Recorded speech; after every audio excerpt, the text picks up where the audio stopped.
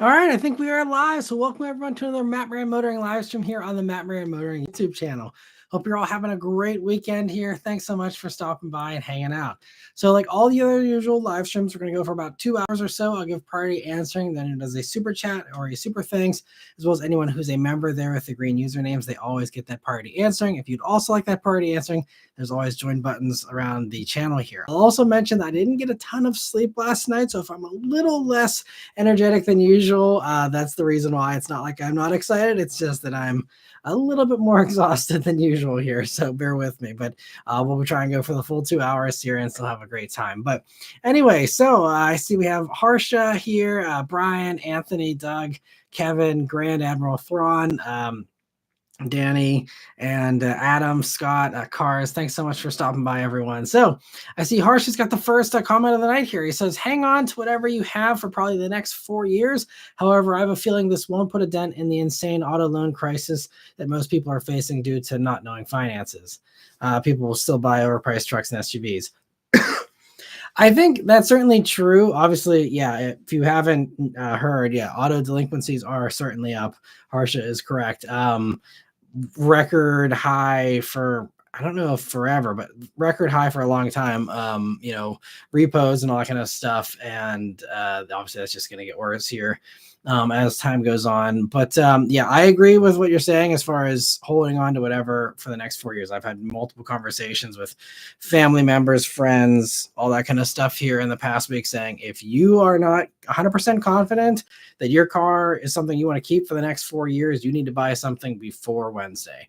And I know it seems like it's been a crazy weekend for dealers, and I mean, just insane amounts of busyness. Cause again, it's like, Black Friday for car shopping almost, probably worse than that. It's like instead of like everyone, getting terrified about, some storm coming through and like, buying a ton of toilet paper and eggs and stuff. Now it's like everyone's running out and buying a car. So, yeah, but definitely make sure you are set for the next 4 years with whatever it is. And, I'd say err on the financially conservative side as well, as far as, making sure you have enough budget for the increased insurance rates that are coming and all that too.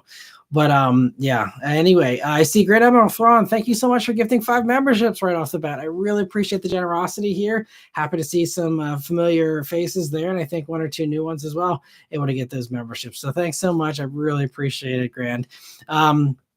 And let me see here. I see Brian says hello. Anthony says, hey, everyone, finally got my Mustang out this weekend. My buddy with his vet, and I went to a nice cruise and opened them up a bit. Love that V8 sound. That's awesome. Glad you had a good time.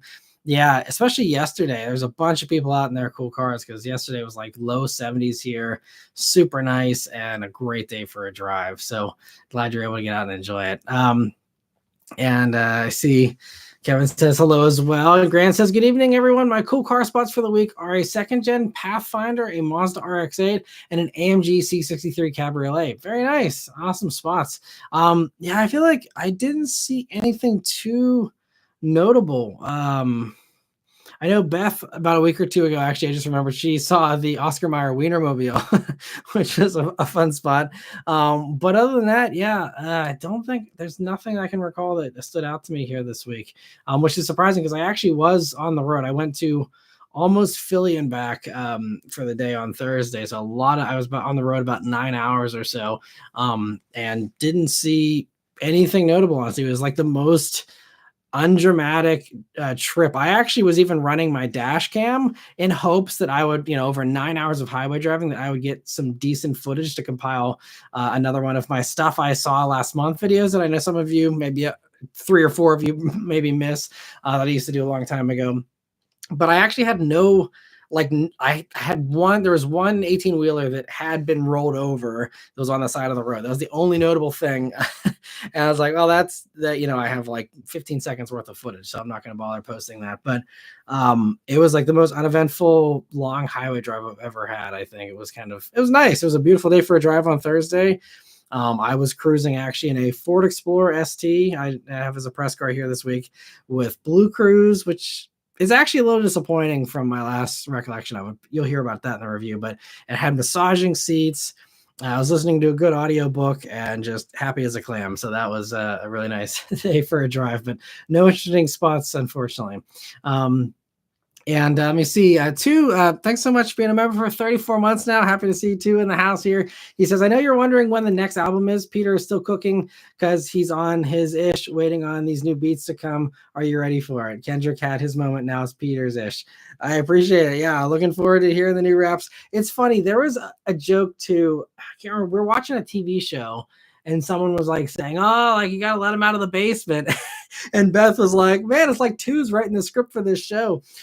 So anytime any kind of basement reference pops in, we immediately think of you too. So I appreciate the basement lore. But let me see here. So other member questions and comments here. So let me see. Rand also says nothing like the sound of a good coyote and a vet. Yeah, I agree. Great sounds for sure.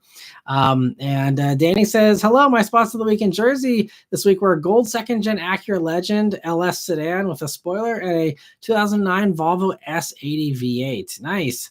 Those are, yeah, I don't know how you even could tell it was a V8 because they have badges that say V8 on them.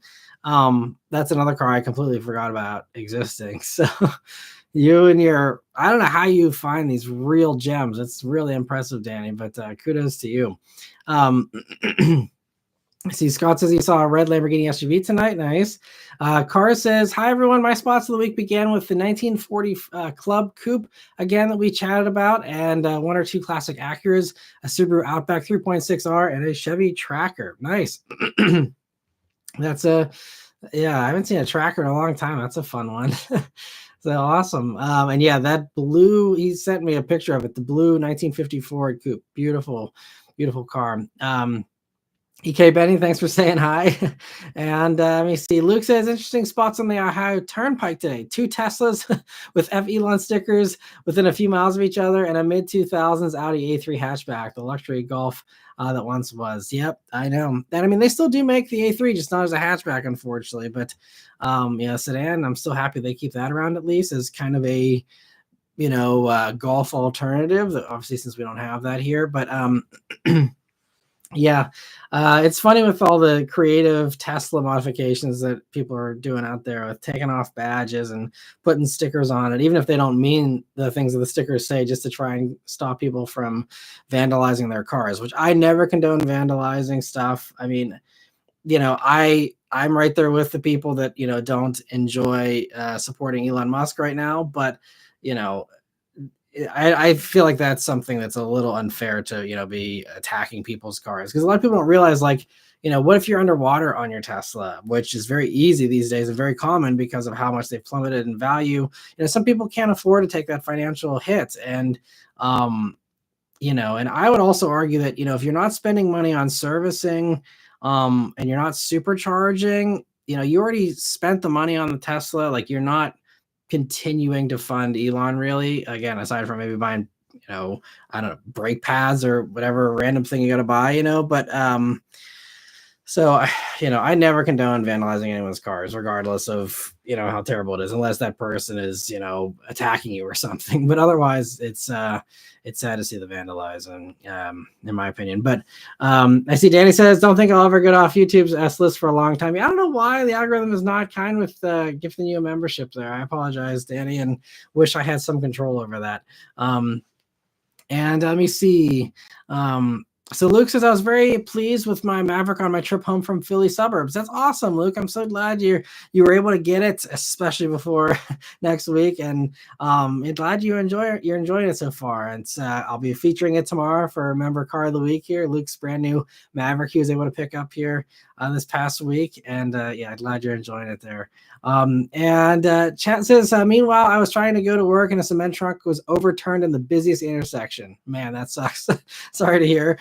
Confirmation says, not talked about a lot is how the JDM imports are impacted. I know a lot of people with cars on the water that are now screwed with paying more for the car than expected.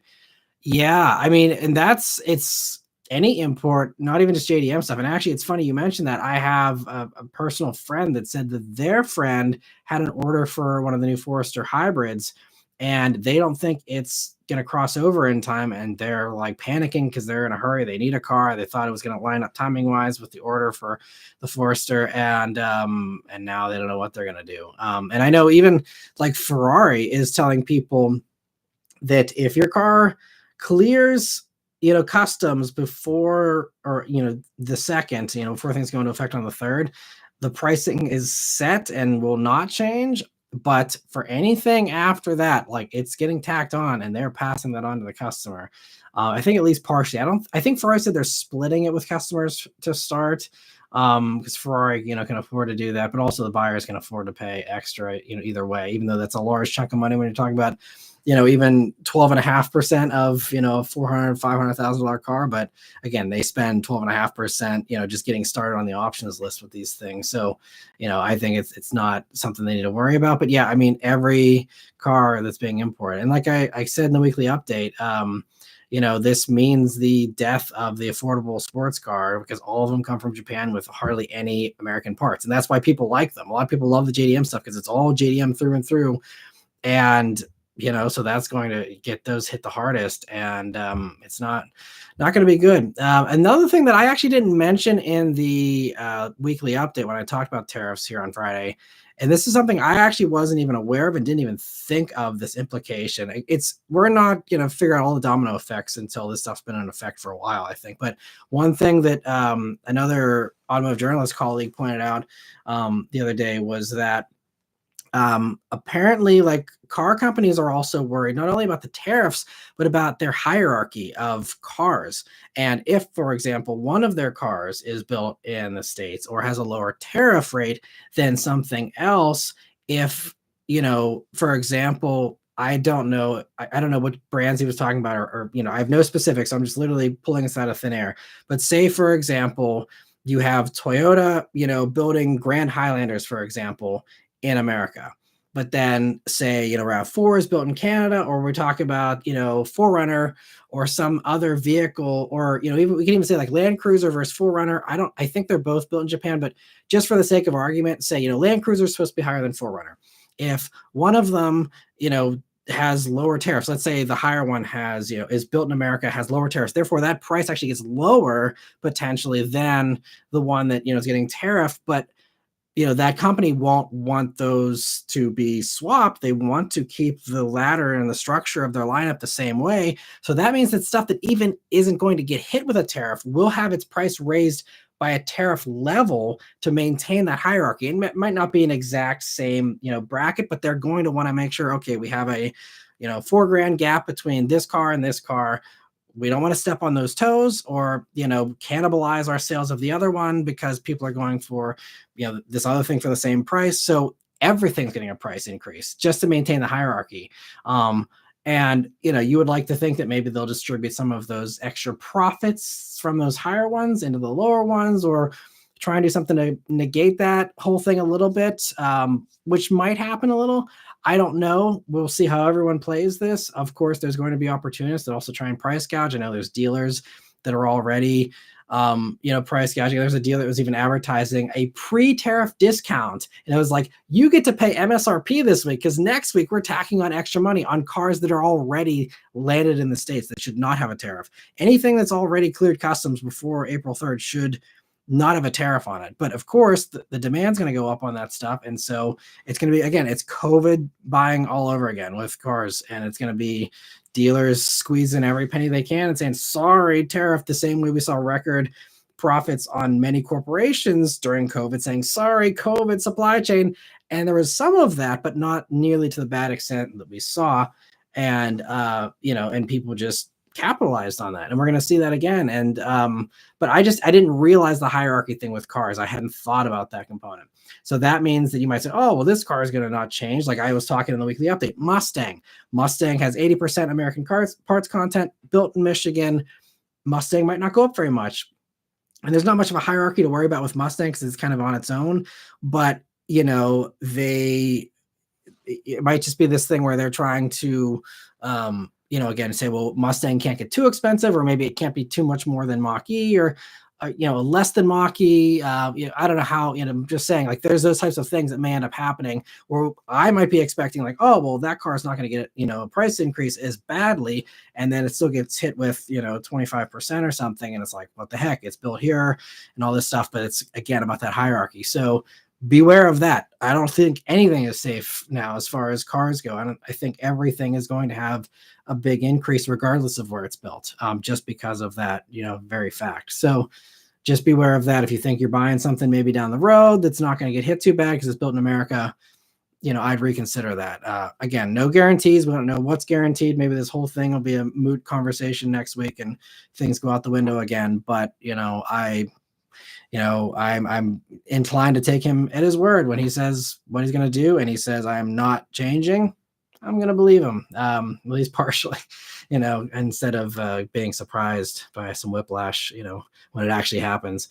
Anyway, Sean, thank you so much for the super chat. He says, I'm hoping Musk is forced out of Tesla. And when the new boss isn't an NAZI, there is a brief period where used prices are still greatly depreciated. Yeah, I mean, I think that's what everyone's calling for, is for him to just leave the company. And like I've said before, there's a lot of great hardworking people at Tesla. And I think that also the mounting pressure inside of Tesla right now is, guilty by association, because now there's, not only is it bad, like, to drive one and to support the company, but also if you work for the company. Imagine these people that, built their lives building up their career at Tesla and, are really brilliant people that just are, working under the orders of him. You're guilty by association. It's like you're helping achieve the goals of Tesla. You're helping to, do all these things that, again, enrich him. And so that's like, now there's this growing sentiment of, like, people just quitting within Tesla as well. And I think there's been some of that going on little by little for a while. But I think now, like, that's the next push with a lot of these people. It's like, okay, we've tanked the stock price. We've, bullied a lot of people out of their cars. And now it's like, let's try and collapse it from the inside with, getting everyone to just have this mass exodus. And then you have no one working there, you have no one buying them, and you have no one propping up the stock price anymore. And a complete takedown of the company, essentially. I think that's, kind of the storm that I'm seeing, kind of form here, and we will see what ends up happening. But I mean, not only is it, Musk's money getting hurt, obviously, because he's still a shareholder of Tesla, but, a lot of other people that I'm sure are losing a ton of money and are not happy about it. And, so we'll see what happens. But for, the objective car reviewer in me that knows that Tesla cars, aside from Cybertruck, are well built, safe, reliable vehicles, I'd love to see them get depoliticized, get completely, separated, and, be able to, again, just proceed as a car company without baggage. Even better if they can bring on some talent that, has been proven to be kind of, on the right side of things, to really be not only just like a neutral person, but a redeeming face that, more aligns with what Tesla buyers traditionally were in the past.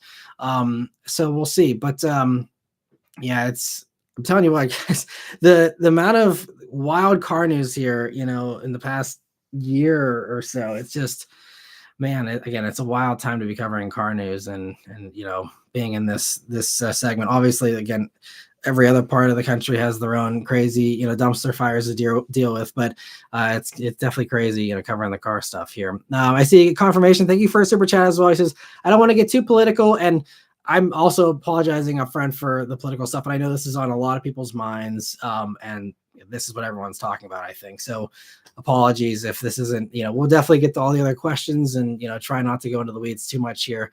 But definitely, I think, this is what everyone's curious about. But anyway, confirmation. Thank you for the super chat. He says, I don't want to get too political, but I'm sure you can attest that the auto industry is one of the most conservative out there. So as much as this sucks, in essence, they're getting what they deserve.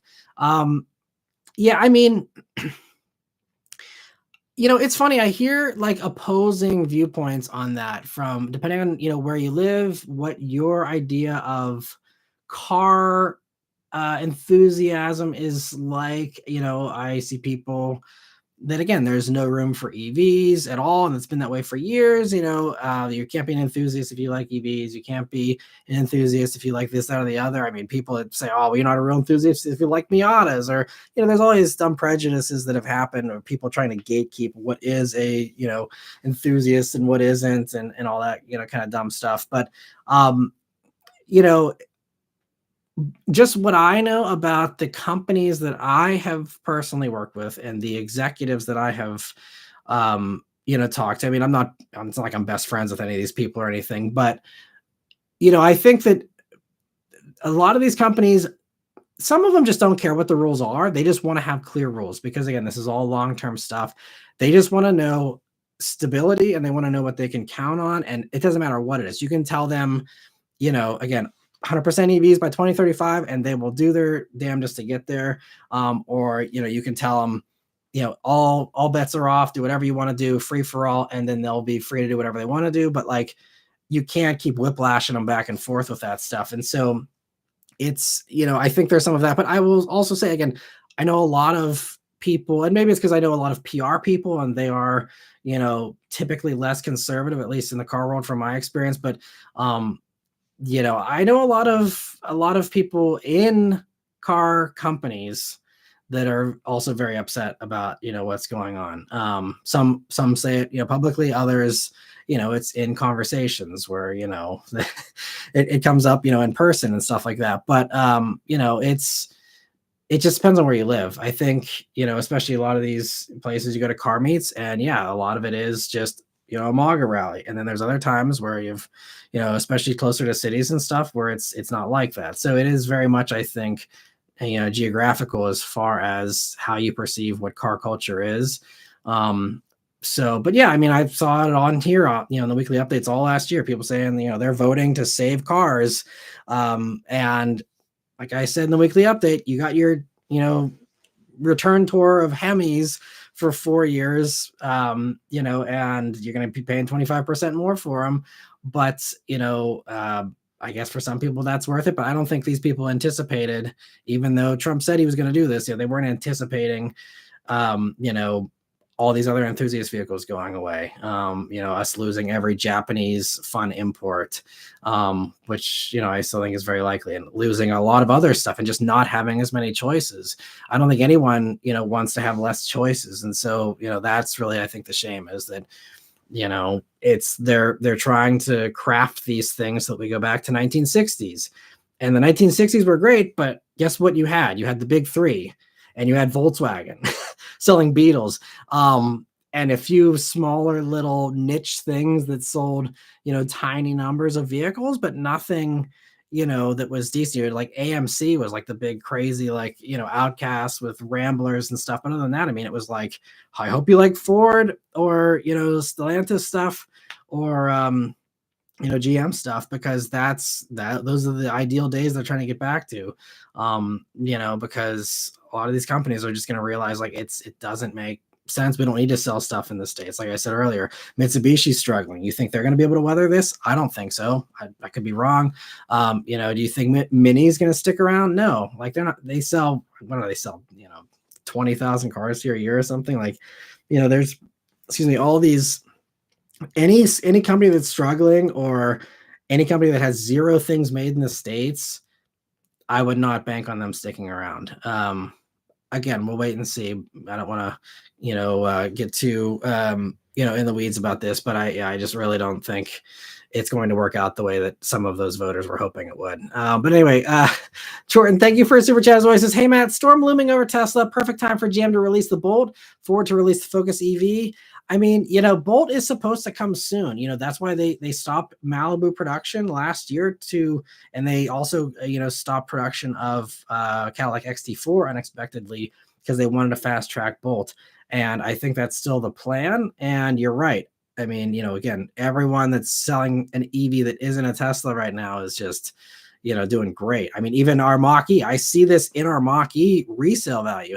Mach-E, just a couple of months ago, resale value was down to like $22,000 to $20,000 on trade-in. And just in 2025 here, since the inauguration. I've watched our Mach-E value go up to $25,000 to $26,000.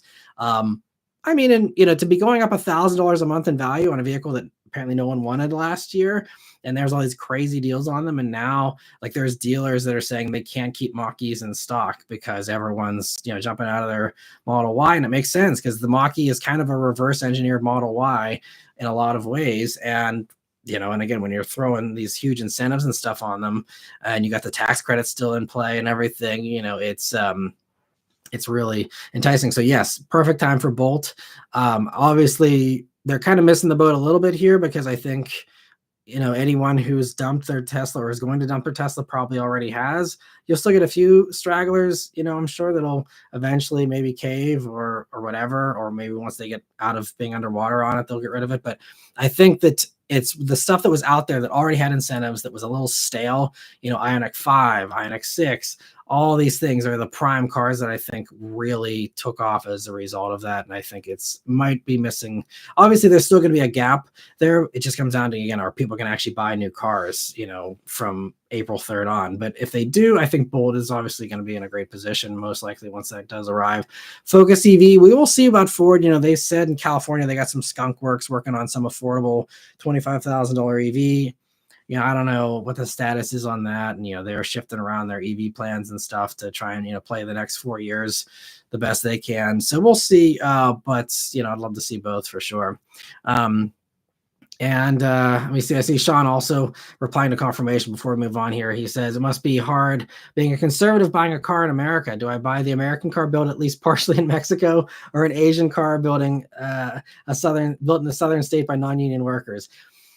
Yeah, I have those kinds of thoughts as well. I see some interesting people with interesting flags, interesting homeowners, and seeing some of the stuff they have parked in their driveway, I'm like, this doesn't make sense, but it just makes me laugh because it just makes that stuff seem even dumber to me, because it's like, okay, like, your car buying isn't even matching up with, this crap that, you seem to be supporting. And it's really funny whenever I see that kind of stuff. All these like foreign built, foreign engineered, foreign company cars that, these people have that are, bring back manufacturing. It's like, well, you're not supporting that cause. So you can say that all you want, and then you go out and buy your foreign car. I'm not gonna be able to do that anymore. But yeah, it is funny. Anyway, let me see. Moving on here. Notorious CRG, thank you so much for the super chat. He says, hey, Matt, first gen B or Z or second? Mark V, Supra, or Z? Well, I talked about this both in my Z review and also in I think I did a week with Supra afterwards, but I definitely talked about this a lot in the Z video. If you watch my Z review, I say Mark V Supra all day long. To me, it's an easy choice, unless a Nissan dealer is putting huge cash on the hood of a Z. And, if you can get a real world transaction price much lower for Z, okay, makes sense. I love the Z styling. Obviously, they cut corners on the interior and really, they really phoned it in on the interior, but as far as the driving and all that, it's, a twin turbo 370Z is basically what it feels like to me in many ways. And yeah, I think Supra is way better. B58 is way better from a tuning standpoint. There's just a lot of perks for Supra. You're getting a BMW quality, solid built kind of vehicle. It's a lot. And also Supras, like, do not depreciate. I guess we'll see about the new Z, but Supras, they are very stubborn with, like, they will not go below like high 40s. Even though they started at like 50 some thousand for the 6-cylinders back when they first came out. And even those ones like will not depreciate. It's kind of wild. As far as first part of your question there, first gen B or Z or second, obviously it comes down to your finances. But I certainly think second gen is a much, much better car. I love the second gen. And to me, again, as a first gen owner, it fixed basically all of my complaints with the first gen. It finally gave you some real torque. It's still no Mustang or anything, but it has some real torque now, so that it doesn't feel completely out of air whenever you're in a higher gear. So I think honestly the powertrain is perfect now. I think they did some nice improvements to everything else about it too. Obviously the newer infotainment, slightly better safety. a lot of other stuff. So that's no contest either. For me, second gen BRZ definitely the way to go if you can afford it. And I mean, first gen still is a great, especially great starter car. That's what I cut my teeth on with rear-wheel drive stuff. That was my first rear-wheel drive car. Love it to death still. But they just have that dead zone and they can feel slow. And and that's also a hard motor to tune without doing forced induction to try and get any kind of real nice gains out of it. It's kind of not great for that. So yeah, I'd go second gen all day long if you can do it. So anyway, great questions. Thanks so much for asking. Chad, thank you so much for a super chat as well. He says, no one has the right to make someone feel bad about car culture. I don't care if you love the lashes on your Beetle. That's absolutely right. Totally agree. Yeah, especially the car customization, but yeah, there's some people where it's kind of funny, the way, especially the Cybertruck people that are complaining, and it's like, look, you bought a Cybertruck after all this stuff started unfolding, most likely. Like, you kind of put yourself in that corner on your own.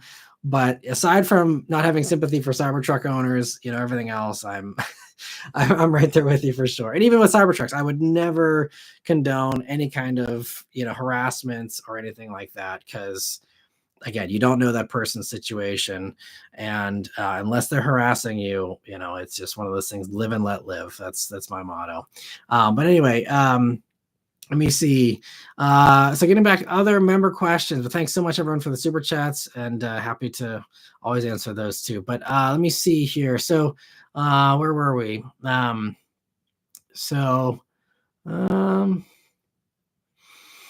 Luke says 34 mpg average on the PA Turnpike, 48 miles of electric use out of the 338 miles. That's awesome. And it is fun how Ford breaks it out for you too after you're done with your drive of how much of it was done electrically in the hybrids. It's always a fun stat to get. And really solid MPG too for a break-in period and all that. And confirmation says cars already imported will increase in price due to increased demand from consumers who don't want to pay the tariff. There's that as well. You're right.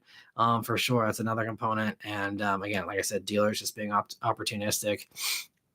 And again, you will see used also go up by the same percentage because everything kind of gets bumped as a result. And Harsha says, I finally seen a second gen Dodge Ram. Unfortunately, like a lot of these Rams, these things are completely rusted out. Yeah, most of those are. I know I don't see very many, good ones in good shape around here either. Chad says, is there a future for the Corvette platform as a cross-branded reiteration with Cadillac? I always thought that. I think we discussed this too sometime. Someone else discussed this in a live stream recently, but I absolutely think, yeah, totally would love to see that. I think it makes a ton of sense, especially now that it's mid-engined. Makes it even more exotic, and I think, yeah, I don't know why Cadillac hasn't done it. Maybe they will finally do it, with the F1 stuff now and all that. But I also thought like E-Ray would be a really good version. Like, instead of making that a Corvette, that could have easily just been only Cadillac. Because I feel like that, the electrified thing and the, all-wheel drive, the extra practicality of like daily driver kind of thing, I feel like that is better suited for like a Cadillac branded vehicle. I mean, E-Ray is still awesome. I enjoyed it, but both being Corvettes, that and Z06, like, unless you need all-wheel drive, but I mean, how many people truly are Corvette daily drivers that need all-wheel drive? Because I mean, you're going to run out of ground clearance pretty quick. So it's not like, it's a winter warrior you can go and, drive through, some insane Arctic snow with. You got a very limited amount. I mean, it's certainly more usable than a regular Corvette, but, to me, that would have, if I was the one calling the shots, I probably would have said E-Ray will be Cadillac exclusive. Call it whatever you want to call it. It doesn't matter. But I think, a new XLR, would make a ton of sense for sure. And Fook says, I've been to a few dealers over the past week and nobody have or will have any Ioniq 5s in stock for weeks. Your 500 purchase really makes me consider leasing a cheap EV for the next few years. Yeah, I mean, not to toot my own horn, but I am very, very happy that not only did I see, my motivation was just to get it before the tax credit went away. That was my big thing I was worried about, because I knew it would never, losing that $7,500 discount. I mean, all these leases are going to go, up way higher, but it was just the fact that, I wanted to get that more so than anything else. But now it's like with the tariffs and stuff, like I'm going to be bragging for the next 4 years about how I got a $130 car payment on a on a brand new car. Again, obviously low mileage lease and stuff, but still, like, it's, yeah. And I mean, like I said at the beginning of the live stream, if you don't think you have a car that'll last for 4 years, or you don't want to keep it for 4 years, you need to call off work tomorrow and get a car before Wednesday. But yeah, and I mean, that's crazy about the Ioniq 5s, because they were running intense lease deals on those too. I mean, when I was shopping for the Fiat, I was shopping Ioniq 5s, and the cheapest I think I could get it to was like 250 a month. And that we're talking zero down, taxes and fees included. Again, that deal has vanished. And I don't think I would actually be able to get the same deal on the Fiat, right now, because even the Fiat, a car that, again, is badly suited for America as far as what the average American wants, with something giant and 500 miles of range and all this crap. But I feel like even the Fiat, again, if push comes to shove, and you can't get any of this other stuff, people just say, I want a cheap electric thing to commute when, I feel like people are now saying, okay, sure, I'll pay $200 a month for one of those, or I'll pay, something more. I'm very, very happy. I mean, again, it was partially by accident. I'm so thankful I timed that purchase so perfectly. And yeah, if you can find one, find one. I will say, anyone who's in PA, easy little tip here. I actually had the dealer that I was in negotiations with, who kind of jerked me around a little bit, so I don't love them, but the sales manager of the one PA dealer, Faulkner, Fiat, Chrysler, Ram, Dodge, in Mechanicsburg, PA, so kind of around the middle of the state. They called me up on Saturday and said, apparently Fiat's they just added a new incentive. And he's like, I think we can get to your price tag now, which, again, I was shooting for about $130 a month. And that was, again, with my supplier discount, which, you can't get unless you have a Stellantis connection. But, so you wouldn't be able to get to my price, but you'd be able to get, close to it. I think they still have that one, and they're willing to deal. So anyone that wants to make the road trip, or if you're in PA, Faulkner's got one, probably pretty close to my deal. They seem pretty motivated now. Again, we will see. And again, if people are running out and getting whatever cheap thing they can get this week, maybe not. But just the one little thing I'll put out there, if one of you want to grab one in PA, there you go. Yeah, it's crazy how, again, there was so many Ioniq 5s like rotting on lots because they flooded them with the dealers with them. And now the fact they've all vanished is wild. It's going to be crazy because Tesla's going to have a horrible earnings quarter, and everyone else is going to be like, our EV sales are up 500% or whatever it's going to end up being. It's just so wild to see. I mean, car sales used to be such a boring statistic and so predictable and so usual and cyclical. And I mean, this, as recently as just a couple of years ago, it's just like, the same old stuff. And now it's like, man, it's like you're playing the lottery every month. Like, what's going to take off and what's going to be the crazy, event that, flips everything on its head again. And, everyone's like, oh, now, no one's going to want EVs because everything's changing. And it's like, just kidding. All these people still do want EVs, and they're dumping their Teslas. And now they really are, squeezing all these EVs off the lots as fast as possible. So it's, it's pretty wild stuff. But anyway, so let me see other questions here. I know we're a little behind here, and sorry I missed the other two super chats. I'm sorry to keep you guys waiting here. Raphael, thank you so much for super chat. He says, positive dealership experience, 40,000 mile service, and they gave it to me free at 37,000 6 months after my Toyota Care expired. They want a repeat customer. That's awesome. Please feel free to shout out. You don't have to do a super chat, but let us know what your dealer is if you don't mind sharing. If anyone else is remotely close to you, support those dealers. Those are the types of dealers I have no problem. Shout them out. Spam them all you want, because that is the kind of dealers that deserve the business. And I really feel like these good ones need to be rewarded, because they are few and far between. And I am always happy to promote a good dealer. That's why, I gave a shout out, even though, again, there was no special deal at all on the Mach-E, but I gave a shout out to Sarconi Ford in Ohio for the Mach-E, because they were the only place back in 2022 around me that was doing any kind of MSRP deal for a Mach-E. Everyone else wanted 5 to 10 grand over. And I gave them the shout out, without any incentive to do so, just because I was like, this is a good dealer. And, and I talked to the owner and he's like, yeah, we do a ton of volume because we treat people well. And he's like, the volume makes up for the lack of giant, markups.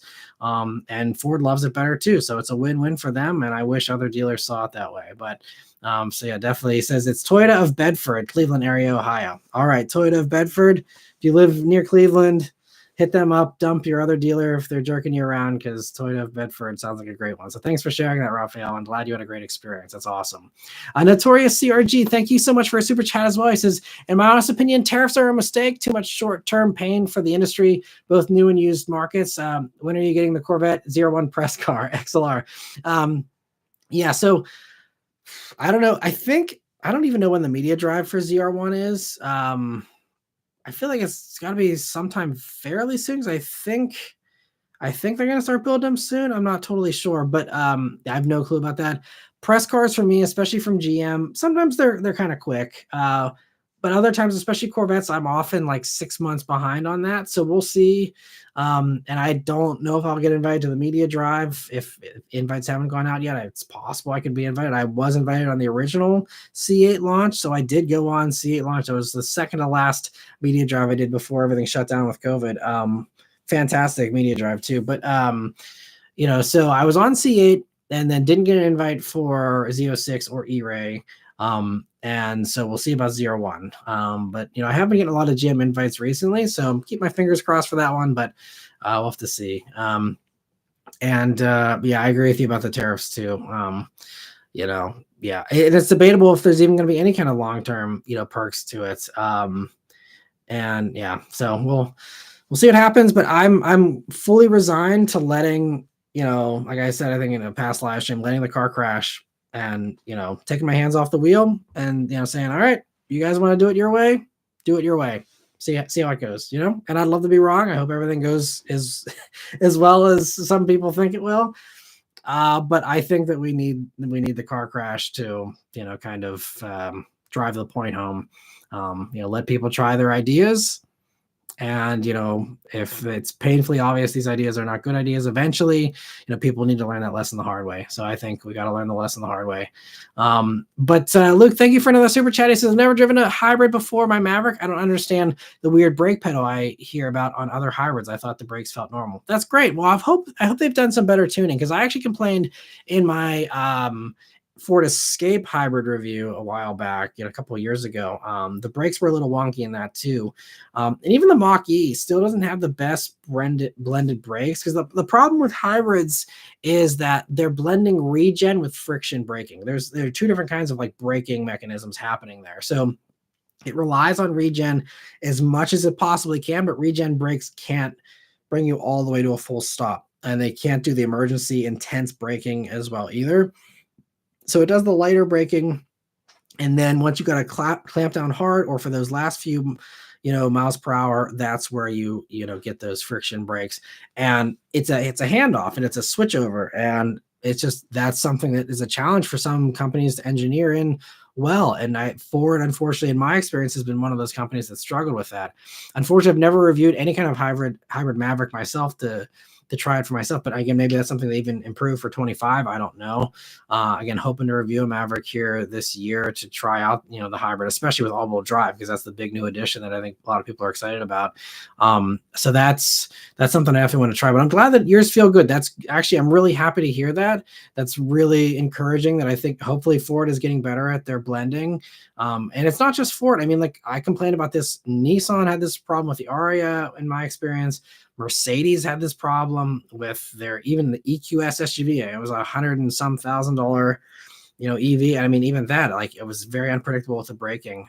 So I'm really happy that maybe Ford's starting to sort that out a little bit. And Chad, thank you so much for a super chat. He says, love seeing a used car review with Lexus. More to come. Absolutely more to come. Yeah, with the Acura, and I want to do more Lexus as well. But yeah, we will see again how long this sticks. If it does seem pretty clear that tariffs are here to stay, I'm contemplating like I have a really cool lineup of press cars this spring. So it wouldn't be something you would start to see until the summertime. But I am, and this is like terrifying to even think about for me because I've been on the press car fleet for years. I am strongly considering saying no to all press trips, aside from maybe the exotic stuff like Zero One, where people don't care about the money on that. But I'm thinking about saying no to all press trips and all press cars, and literally going back to like Super Directs Fan 2014 era, where every single thing I review is from a used car dealership, and just doing exclusively used. It's going to come down to how bad I feel like the economy is. But it's kind of, and I haven't talked to any other colleagues about this yet because I think again everyone's kind of in a holding pattern. I'm very curious what a lot of these people who don't have my flexibility, who are always doing only new stuff and always going on every press trip and doing every press car. I'm kind of worried for some of them because, if no one is buying these things anymore, then very few people are going to watch these reviews and these channels are going to crash. And that's kind of what I'm preparing for is, because this is what happened in the first couple of months of the COVID shutdown. No one was car shopping and my revenue went to half. Imagine making half of what you usually make in a month and you make half overnight with no warning. That's what the first few months of 2020 were like for me. March, April, and May. It was devastating.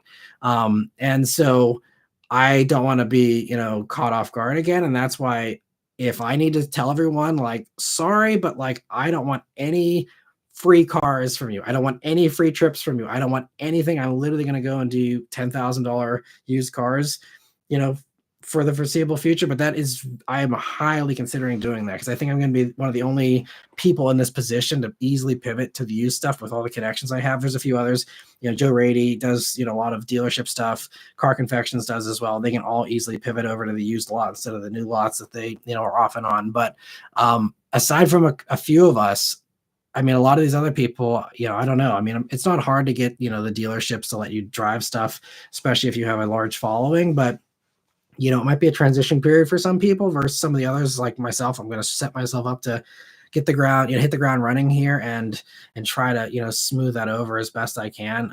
But yeah, it could be entirely used car reviews depending on how the next couple of months goes. Again, basically now, and you guys will see, those of you who are members, here in April, I'm going to have a new member schedule that's fully stacked. I got stuff scheduled out now into May, actually almost into June.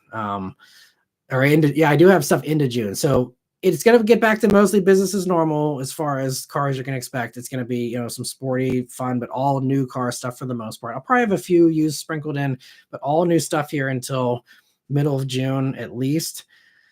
And then, second half of the year could be entirely used stuff and not, not doing anything new. So we'll see. Again, just playing everything by ear, but be prepared for me to stop covering new cars altogether because that is entirely in the cards potentially here. And I see Chad also for the super chat. Thank you. He says, I feel in love with your channel from the Direct days. And a lot of people are. And I know that's how I built this channel, was on used stuff. And, it could honestly be a blessing in disguise for me if, but maybe I truly go back to my roots. And this is something I would have never cut off press cars. I would have never cut off press trips altogether unless I had something force me into this like this. But it might actually be the move I should have made a long time ago. We'll have to see. But it'll be again, this year in all the ways, in 1,000,001 ways, is going to be a very interesting year to see how things play out. But let me see. So AMCB, thank you for a super chat as well. Apologies for the wait. It says, which 3 brands are you surprised that are still around and make no sense to exist anymore just due to multiple factors? Thanks. I think Mitsubishi is really the top one. Aside from Outlander, everything else is ancient. And it really is just like, why are they still here? And even Outlander, like I talked about my Outlander review here, in the past week, its MSRP is higher than most others out there that are, better sellers, that are, more compelling for most people. And it's, I just don't know what Mitsubishi's doing. And if they do have new investments coming down the road, it's going to be too little too late. Like I said, I really doubt if Mitsubishi will stick around this year again, if tariffs stick around. Mini is another one. I just don't know how Mini kind of exists anymore in the States. I think in other parts of the world, they make sense. But here, especially now they lost the manual thing. We'll see if they backtrack on that, but you have the manuals sold really well for Mini. So now you have no manuals, you have a version of the BMW X1. And sure, a few people would rather have the Mini because I guess it's more fun and quirky, and you're not another BMW in the parking lot. But it's hard to justify why would someone go for a Countryman when they can just have an X1. Again, I've not driven either of them, so I'm not going to say which is the better car, but just from a buyer perspective, it just seems like a tough sell. And again, nothing else that Mini offers. I mean, again, the two-door thing is a hard sell with the Coopers. The four-door Cooper, not super big. You're better off in something like a Civic hatch or something if you want to have a four-door hatch that's usable and practical and all that. So I love Mini as a brand. I don't want to see them go away, but I really wonder the executives at BMW, like how they're kind of justifying it at this point. And again, that's another one, nothing built in America. I look for Mini to drop out potentially if things get bad too. I mean, companies can also operate stuff at a loss and just do it because they feel like doing it, or they feel like there's some long-term payoff or something. But if we're dealing in 2025 realities, like Mitsubishi shouldn't be here. Mini probably has no reason to be here. Beyond those two, to answer your question as far as three, trying to think, because usually those are the two like standouts to me. I think Polestar is another one that's kind of tough. It's, there's talks of now finally Polestar is going to be able to be serviced at Volvo dealers, which should have been the way they set it up from the very beginning. I know they wanted to try and separate it from Volvo, but it's like, you're just hurting yourself. You have this giant dealer network that knows how to work on these things. And then you're not letting them work on it. You're going to flatbed. Like if I wanted to get a Polestar here in Pittsburgh, they might have a service center now, but from when I was looking back when we were looking at like with the Mach-E and stuff, if I wanted to get like a Polestar 2, I would have had to, if anything ever went wrong with it, it would have to get flatbedded from Pittsburgh to Washington, D.C. And it's like, we got a Volvo dealer 15 minutes away. It's like, why did they do that to themselves? But now Polestar 3 is built in South Carolina. But if Volvo's smart, they probably would sacrifice that for some more Volvo production of the regular stuff that sells in better volumes. And, you could see that kind of get kicked out just to, make room at that very valuable plant now.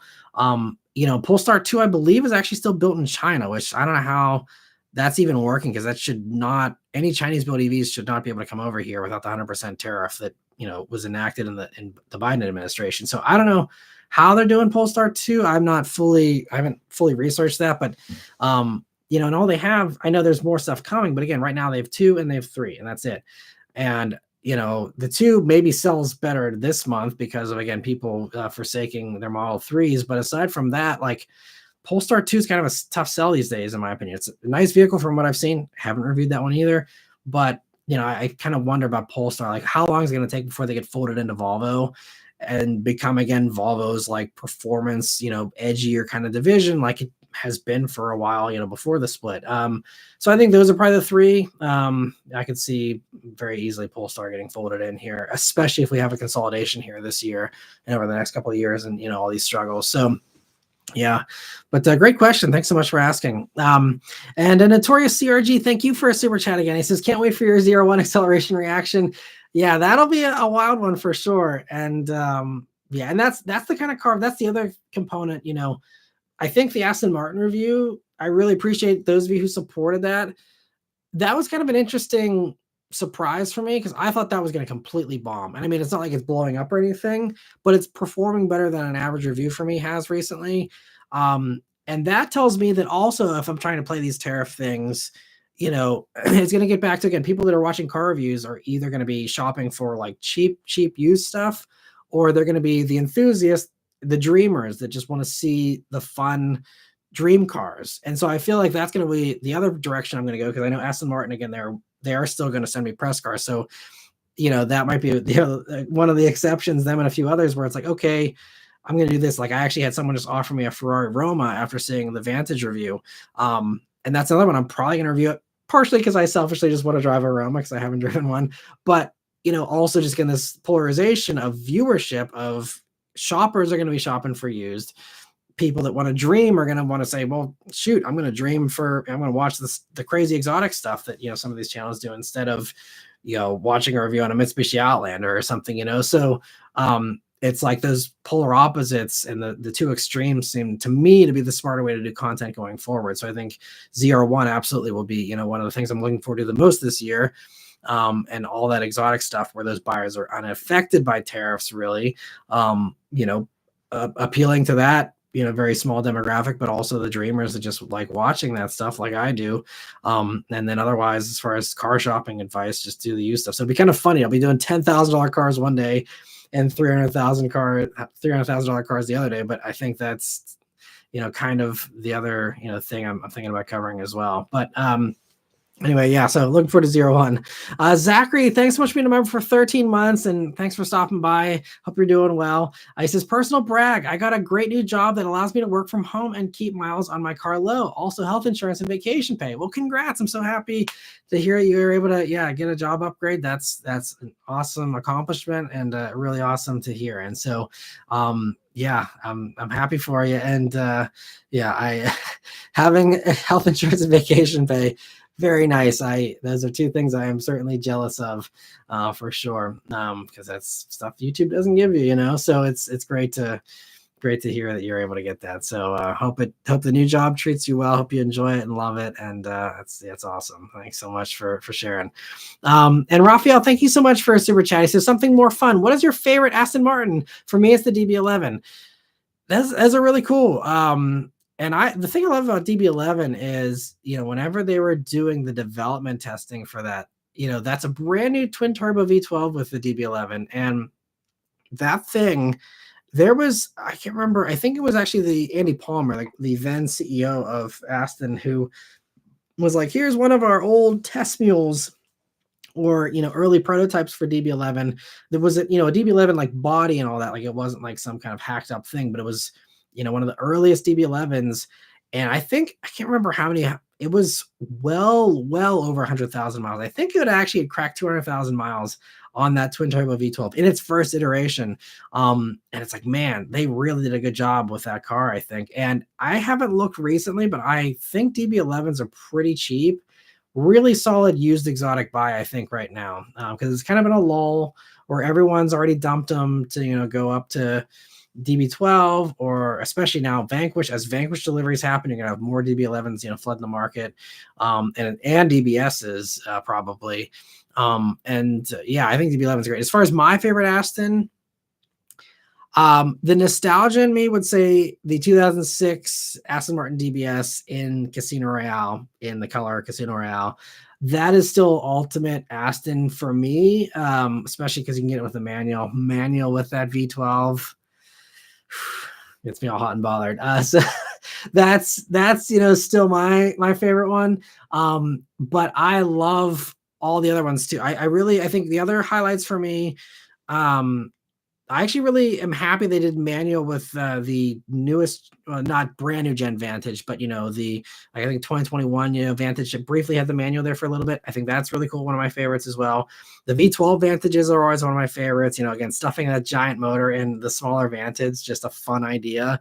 Never driven, but again, I'm sure it's got to be amazingly wild. But also, I love like even the Vanquish from like 2015. So I think, 2013, 2014 is when they launched, but then I think it was 2015 or 2016, it got the ZF 8-speed automatic. Before it had one of the older ZF 6-speeds, I think, not as good. So the one you want to get is, I think, 2015, where you had the ZF 8-speed, because then you had fantastic transmission with that naturally aspirated, one of the last gasps of that V12. And it sounds so good. And also, I think those cars have aged really well from a styling standpoint. 2015 Vantage or Vanquish, I think it still is a gorgeous car. And also one that, again, is kind of getting cheaper, whenever I, again, have the free time to, dream. Those are great. I love DBS. I mean, I have, I don't know, I'm spinning the right way here. Is it visible or not? Yeah, right by the WRX fan plate there, you can see the red DBS that I have that I got for a Christmas gift. But I still think DBS is jaw-droppingly gorgeous. Also, that new twin turbo V12, even with more power, Yeah, I love that one too. Honestly, though, like there is no bad Aston in my mind. I truly think that even the like the Rapide, you can get a V12 sedan, with that. Um, and honestly, like even if I wanted to go and do some kind of, car flipping series or something where I'm documenting all of my adventures in some crazy car, I would love to just buy an old DB9 because you can get a DB9 with that V12 engine for like 30 grand. And I mean, it's got to be a bad idea. But man, like that is like my kryptonite there. Like I could have a V12 Aston, even though it's one that's 20 some years old, but I can have one for like 30 grand. It's really tempting, as is a Jaguar F Type. You can get those things now for like 20. And I always wanted one. Obviously, I wouldn't want one that's been to hell and back, but really tempting to just do a content series on like busted up F Type, 20 grand. How long will it last? I don't have that much kind of money to play with. And that kind of stuff you can't finance. So you got to have the cash up front, and I just don't have that, So, but fun little content ideas. But yeah, I'd love even an old DB9 would be fantastic to me too. So yeah, thanks for the fun question. Apologies to anyone who's not an Aston fan while I just sat here and fanboyed for a bit. But thanks, Raphael, for the super chat. And Chad, thank you for another super chat there. Appreciate the support. And Ryan, thank you also for a super chat. He says, bought my Fiesta ST with Recaros based on your video about 10 years ago. Still have it. I'm so glad you still have it. I'm so happy the video helped you too way back when, but I'm just so happy you still have it. He says, way more fun than any front wheel drive economy car has any right to be. And I'm glad that even 10 years later, that has held up and still, keeps you happy. That I actually am kind of jealous of that level of contentment. I think that was kind of what I wanted to do with the Bullet, was just keep it forever and have it just be my forever car because it was perfect in every way. As just, unfortunately just was not in the cards as far as, just the financial fortunes that I had. But, I'm really happy that you've stuck with it. I think that kind of bond and that kind of attachment to a car, I really miss that. And I'm actually jealous of people that have these high mileage stories, these real bonds with their car. Because I think that's the thing.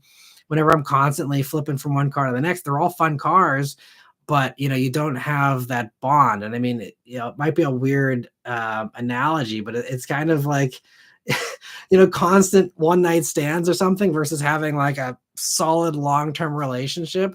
I'm sure after a while it's I mean, it wasn't the position I was in, but just that constant turnover instead of that bonding experience. I feel like the bonding experience is, as a car person, that's one of the hardest things about reviewing cars, is that I don't really get a chance to truly like have a long-term bond with a car because I just don't have time to do that. The Bullet was the closest I got to that in a long time.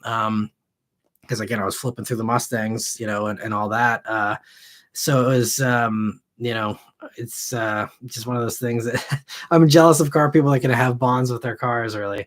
But I'm so glad that you're still enjoying it. That is awesome. And I'm also curious, don't have to do another super chat, but just in the comments here, I'll keep an eye on. I'd love to hear your ownership experience, just briefly, like how many miles, have you had any big issues, even for anyone else that might be considering Fiesta STs? Could be great insight after 10 years with a car. I'm sure you know that thing better than anybody. And I'd love to hear, any top tips, any big takeaways, highlights over the past decade with a car that you could weigh in on. I think that'd be really valuable, if you don't mind. But always happy to hear stories like that. So thanks so much for sharing, Ryan. Notorious CRG, thank you also for becoming a member, and also thank you for the super chat as well. Again, he says, have you yet considered any traditional employment? Just in case Matt Maran Motoring doesn't pay the bills, what did you do before the channel all those years ago? Yeah, great question. For anyone who hasn't been here for, because it's been over 12 years I've been doing car reviews now. So before that, I was doing the YouTube channel part-time for a while, several years actually, before, the earnings got enough where I could actually, quit. But before, the last job that I really had was working with Harrison Auto Sales. Actually, I was their internet sales. Not I wasn't selling cars, but I was the guy on the back end that was taking the pictures, posting up, the listings, cross posting them onto Auto Trader and all that stuff. And then also, I'd run stuff to the auction. I'd, just kind of be the errand runner as well. But really, it was just, me photographing the stuff that was coming into the lot, posting it up and managing, kind of the internet stuff on the back end there. And that was great. I mean, the only downside of that really was that, I was driving 50 minutes each way to work. Now, it wasn't every day I was doing that. I think 2 or 3 days a week. But it was great. I mean, and I still, again, I have a great relationship with Harrison Auto Sales. I was just there, this past week here, and I'm actually coming back. I haven't posted this because I've been very inconsistent with what my schedule has been as far as what I'm doing. But I have 2 very cool cars. I don't want to say what they are yet because just in case it looks like we're gonna have a lot of rain here, so just in case it doesn't work out with filming, I don't want to get everyone's hopes up and then have it not happen. But if things go according to plan, I will have 2 very cool car reviews. They'll be a little later this week. I might not actually post anything Monday or Tuesday, but Wednesday and hopefully Thursday, I'm hoping to have 2 reviews that I think you guys will very much enjoy. One, especially if you're someone who, again, goes way back and remembers some of my most reactive reviews. There's going to be one that I think is going to be really fun. And I'm personally very stoked because I've never driven this version of this car yet. So I'm very excited about that. The other one is kind of like a revisit that I did a long time ago that got a huge amount of views that, I think is still a very solid used buy and a really, great enthusiast sports car bargain. So I'm hoping to do both of those here this week. So it should be some good stuff this week. Fingers crossed, as long as the rain, it looks like it's going to rain like almost every single day here this week. So I'm hoping the weather doesn't screw me, but fingers crossed I can make it happen. But yeah, as far as, the other part of the question, they're notorious. So before that, I was also, I went to college for financial planning. I did an internship with a financial planning firm. I sold life insurance for about 6 months. I definitely regret doing that.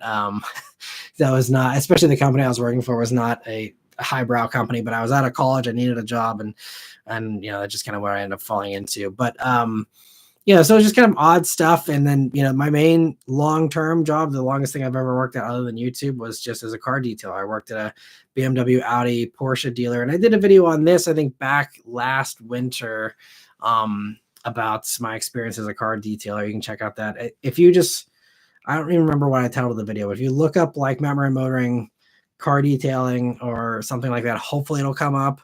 But that was like what I did in my former life, and it was really cool to like 997 GT3s. I got to drive, with their protective coverings on and take all the tape and the, plastics and all that off of like brand new 997, Porsches and all that kind of stuff. Very, very cool job for a teenager / college age person. So, yeah, that's what I did in a former life. As far as traditional employment, if I were to, have to give up the channel, which has been something I've very much been also kind of preparing for eventually, because especially, this past month, views have been tough. And if this is, again, a sign of what's to come for the future, if I don't play this perfectly with this, transition or whatever ends up happening, that's something I'm still considering. All my options are still on the table as far as that. I don't have any like set plan as far as what I would do. But I think there's a few things I'd like to work for an OEM, but I don't want to leave Pittsburgh. So that really limits me as far as, working for any kind of car company, even though I think some companies would probably be open to having me, even as just a PR person. Cause I know how to like set up a press trip and stuff like that. Cause those are things that I'm very familiar with. And I think some people would enjoy hiring someone that's, kind of knows how to manage that stuff and what car content people need, on these kinds of trips and stuff. So that's something, but again, it's just like, if I can't do that remote, then I can't do that really. Unfortunately, I can't move. So, there's other things I've considered as well. I'd love to get into consulting and just doing, those kinds of things as well. And also, there's a chance I even just pivot into like some non-car content, or just, again, I have a lot of other fun creative ideas as far as automotive themed stuff that I could do that isn't reviews if no one's watching reviews.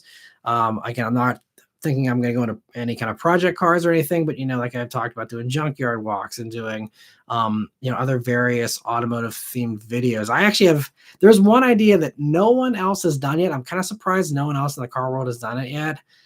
I think it's a really good idea. I'm certainly not going to broadcast what it is because I don't want anyone else stealing it.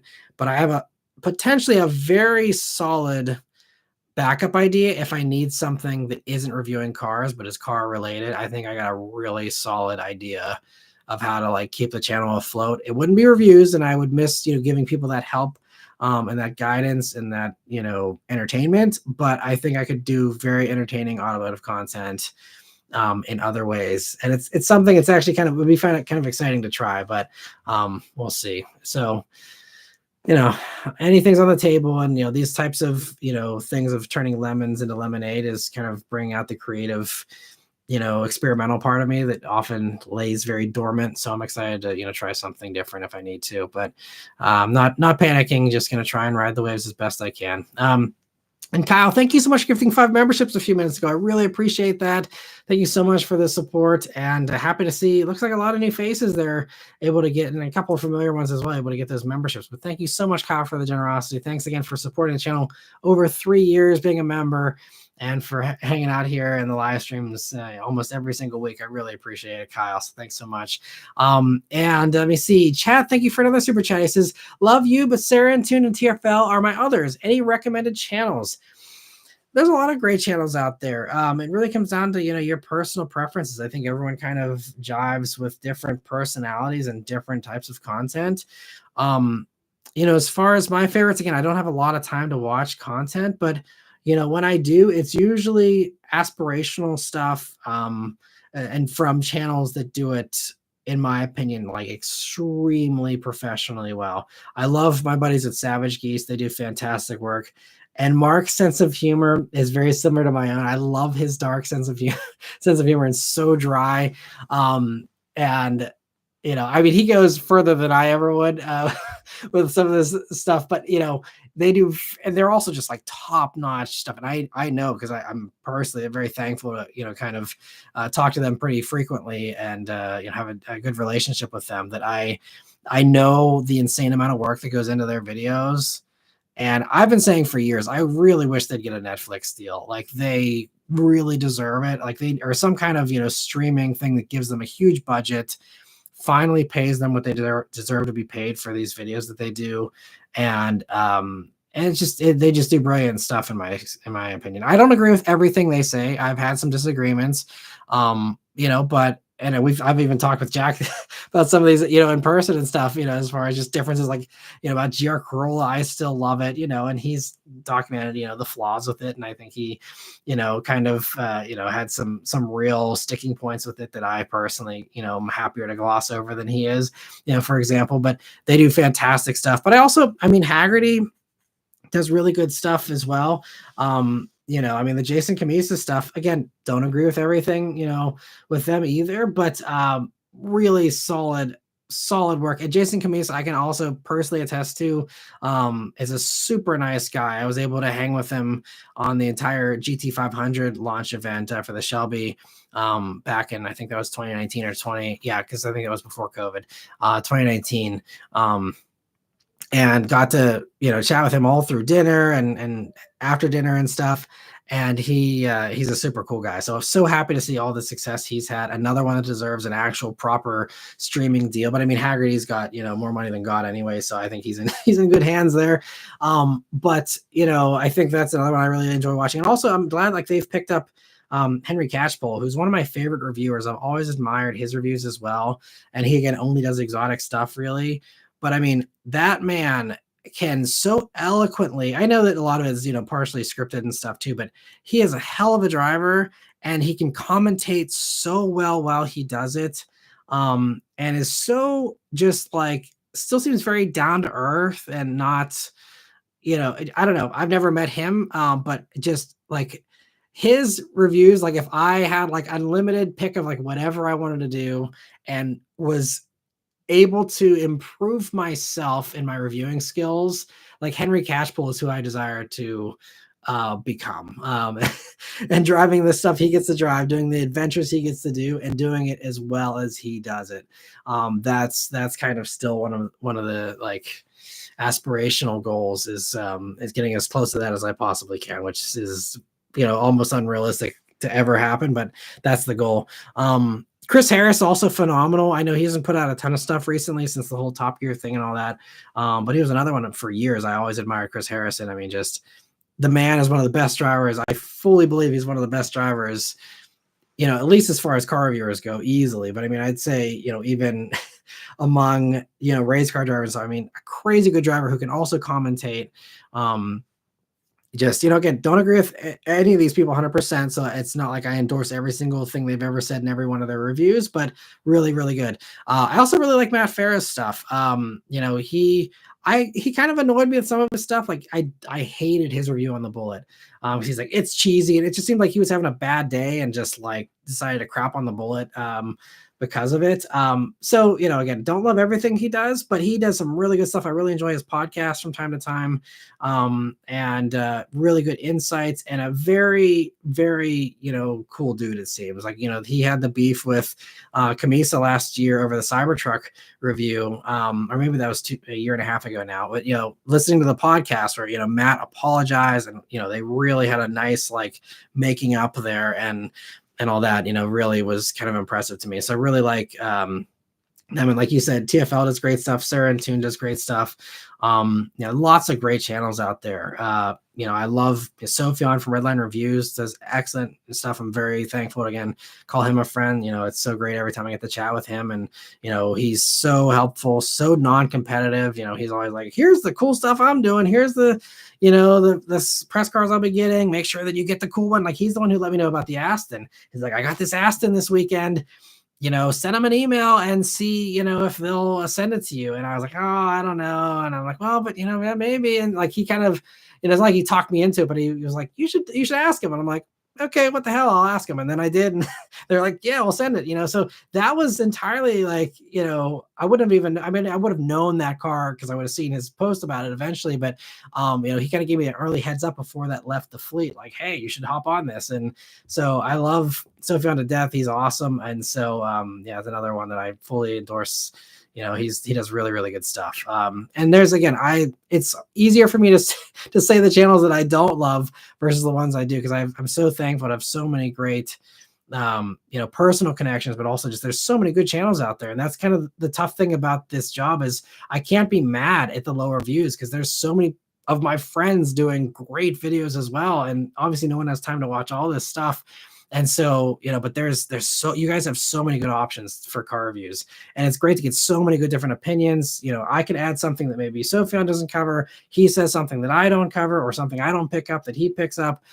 We all can kind of, benefit each other. And that's why, I recommend, if you're looking for a car, I appreciate it if, my opinion is, the one that you value the most or the only one you need. That's great. But I truly think, get as many opinions as you can, like anything else. Get a second opinion, get a third opinion, see what other people are saying about this thing, and then kind of make an average for yourself of, the things that resonate with you and the things that, you like and the things you don't and all that.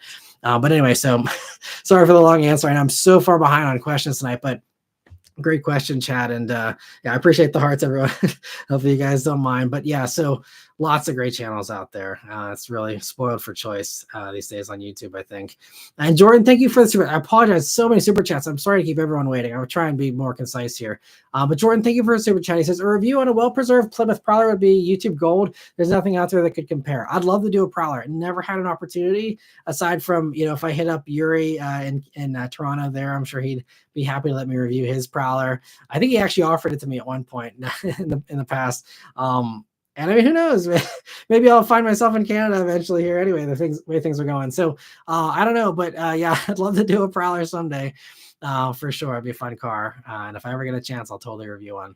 Fook, thank you for being a member for 22 months now. He says, Matt needs to get into Hollywood again and be a movie star. Yeah, I would love to do that. That was one thing I did, someone asking earlier about, stuff before YouTube. I was also a movie extra. That was something I mostly just did on the side. And I did a video covering that whole experience too. If you want to see, I think it's titled like "Fun Fact I Was in Movies" or something like that. But yeah, I strongly consider that before I went, hard into the YouTube thing. I actually went out to LA with a buddy of mine, and we both like scouted apartments. We went to a couple of casting parties, and we're actually like making real connections, and introducing ourselves, and all that kind of stuff, and kind of making an earnest first baby steps into really pursuing that seriously. And my buddy ended up going for it. Unfortunately, it didn't work out for him, and he ended up after a few years having to call it quits. But it's something that I very much consider. I mean, I think Hollywood is really struggling these days, so it's not something that has the same kind of promise to me like it used to. And so, yeah, it would be fun though. I love being in movies. I am hoping to be an extra and stuff, in the future. Again, I actually do submit from time to time. I do get emails still from the casting agent here in Pittsburgh about, hey, there's this new thing, you want to submit for it or whatever. And I'll submit for some of that stuff, but I just haven't been selected because it's so many people submitting for that kind of stuff these days. So haven't gotten into it recently, but I do want to get on a movie set again, because that being on a movie set is still, it's the only thing to me that matches the adrenaline rush of reviewing an awesome car. It's like the buzz that you can feel, the electricity in the air whenever you're on a movie set. At least for me, like it's the most exciting buzz I've ever had in my life. It is like it's so, especially when you're in the room with like actors that you love and you're like watching them work, and you're watching directors work. Like I watched John Singleton, rest in peace. I watched John Singleton work, who directed Too Fast, Too Furious. Like this guy just a few years ago was directing one of my favorite movies, and he's sitting there, and he's the one telling me like, I want you sitting next to Taylor Lautner. I want you to do this, and watching him work and direct. I mean, it's just an incredible experience, those types of things. Just again, as a lowly extra. At that point, I was making minimum wage for the first 8 hours, and then like time and a half after that. So like making nothing. We're talking minimum wage in 2011, which I don't know even what I was getting paid, like $7 an hour or something. But like, again, I would have done it for free because it's so exciting. So yes, I'd love to do, something related to movies again, but we'll see. I think the best I can hope for there is just extra work. Unless any casting agents want to hit me up, let me know. I'll always open offers. Anyway, Notorious CRG, thank you for another super chat. He says, kudos on the life share, humanized Forza Ferrari. I appreciate that. Yeah, and thanks for the support. And yeah, Ferrari is definitely also one of my other favorite brands there. So fun. And yeah, like that trip last year to Maranello was another one that really was a high mark for sure, like one of those pinch me moments. Chad, thank you for a super chat as well. He says, comparison between the new Vet and the Viper. I have actually never driven a Dodge Viper. I've ridden passenger in a couple of them. I think I shared that story in the past. You can go back and watch. It was hot lap, and if you just search on the channel Viper ACR, I did a hot lap with the lead engineer of the Viper ACR in the pouring rain on like a cold, I think it was early spring day. I can't remember exactly, but I think we hit like 170 on the back straight in the pouring rain. But I was with, again, the lead engineer on the vehicles. I mean, it was just a wild ride, and it's a terrible video because I wasn't prepared for that experience. I didn't think I was going to have that opportunity. So it's just like a GoPro that's just like maxed out while I'm trying to like, have this conversation with the lead engineer while he's doing this hot lap. But yeah, so other than that, the ride, and I rode in the prior gen Viper, second gen Viper ACR around the track at VIR. So been passenger twice, never drove a Viper, but it seems like an awesome car.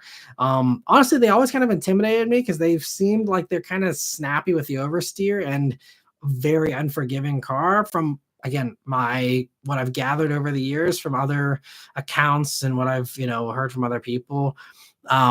But I'd love to review one still someday. And I think at this point I have the skills after all the years of, all the driving courses that I've done. I feel like I have the confidence that I could properly handle a Viper without it, getting the better of me, hopefully. So I'd like to review one someday. But I have no reference there as far as how it compares to the Corvette, really, aside from just the spec sheet kind of stuff. In which case, the Viper to me is more special. You got a V10 versus a V8. that's always going to win in my book. So I'd go Viper if, we're considering all things equal. And Confirmation, thank you so much for a super chat as well. He says, wagons in the US have devolved into a delicacy for the wealthy. The last wagon sold with a starting MSRP of less than 30 grand was the Volkswagen Alltrack and the Buick Touareg. Opinion on future for wagons in the US?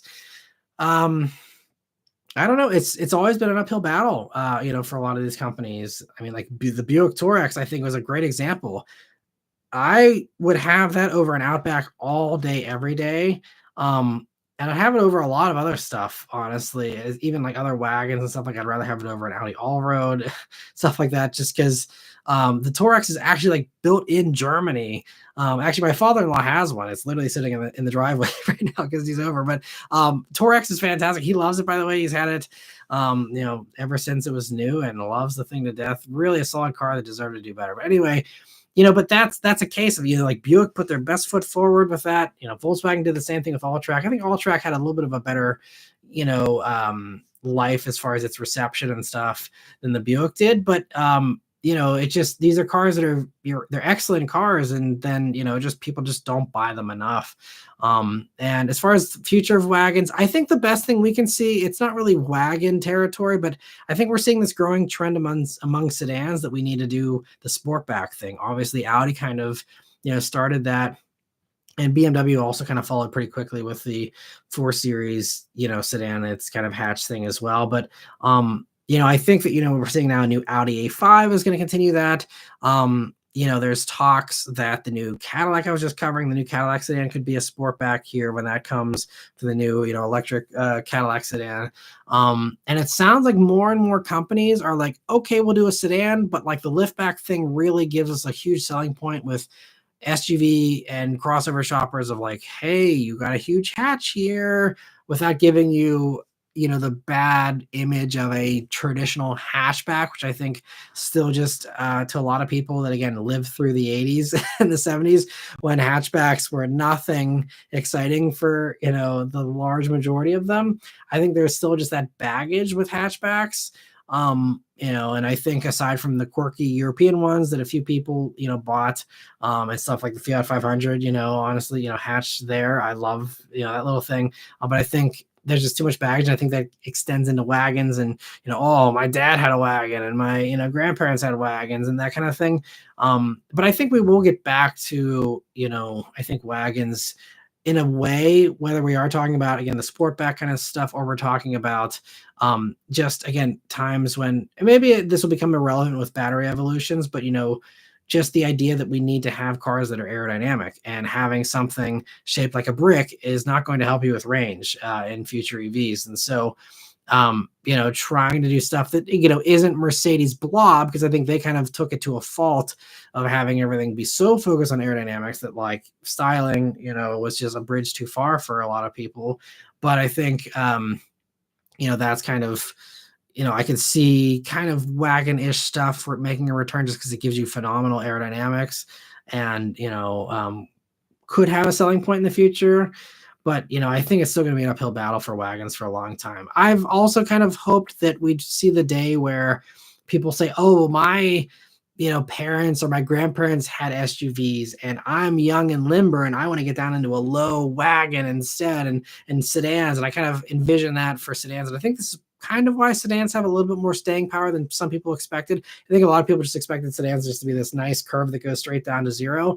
And I think that, we're seeing resilience and now some slight growth in the sedan market. And I think, again, there's some people that are just burned out about everything being an SUV, and people that just like sedans, really like their sedans, and they're not giving them up no matter what. And so there's some of that stuff, I think, that, gives it staying power. So I hope some of that, again, extends into wagons. I think, BMW having M5 Touring, again, like you said, that's, a delicacy for the wealthy, but, hopefully that means we get M3 Touring, for the next generation here, which, again, we're not talking about a cheap car, but progress downward is, encouraging nonetheless. And again, I got to take what I can get, but hopefully, again, this puts us in the right direction of, maybe we get, new gen RS5 Avant here or something like that. And maybe Audi wants to beat BMW to the curve and say, okay, well, we're seeing how hot, the M5 Touring is. We see how hot RS6 Avant was. maybe we try with this new RS5 Avant, which again used to be RS4 Avant, and Audi doing their weird name thing now. But maybe we get that here or something. We'll have to see. I think it's gonna be a slow progression if it even does progress, down the pricing ladder there. But hopefully that does happen eventually. We'll see. Great question, though, confirmation. And thanks so much for asking. Notorious CRG, thank you for another super chat as well. He says Rory Reed, UK, Steve Sutcliffe, Evo, and Cash Pools a G. Yeah, they're all fantastic. Rory Reed is also super cool from what I've seen. Never met him, unfortunately, either. But yeah, seems like an excellent reviewer. Again, I was so happy to see him on Top Gear and get that great coveted job. I was really happy to see that. And Steve Sutcliffe, I used to watch his stuff a while ago. I think back on Evo, who else did Evo have? They had him and they had somebody else. Maybe it was Rory. I don't know. I just remember no offense to Steve, but I remember always being like, oh, I'd rather watch like the other guy reviewing stuff. But Steve also, phenomenal driver, obviously, phenomenal reviewer all these years.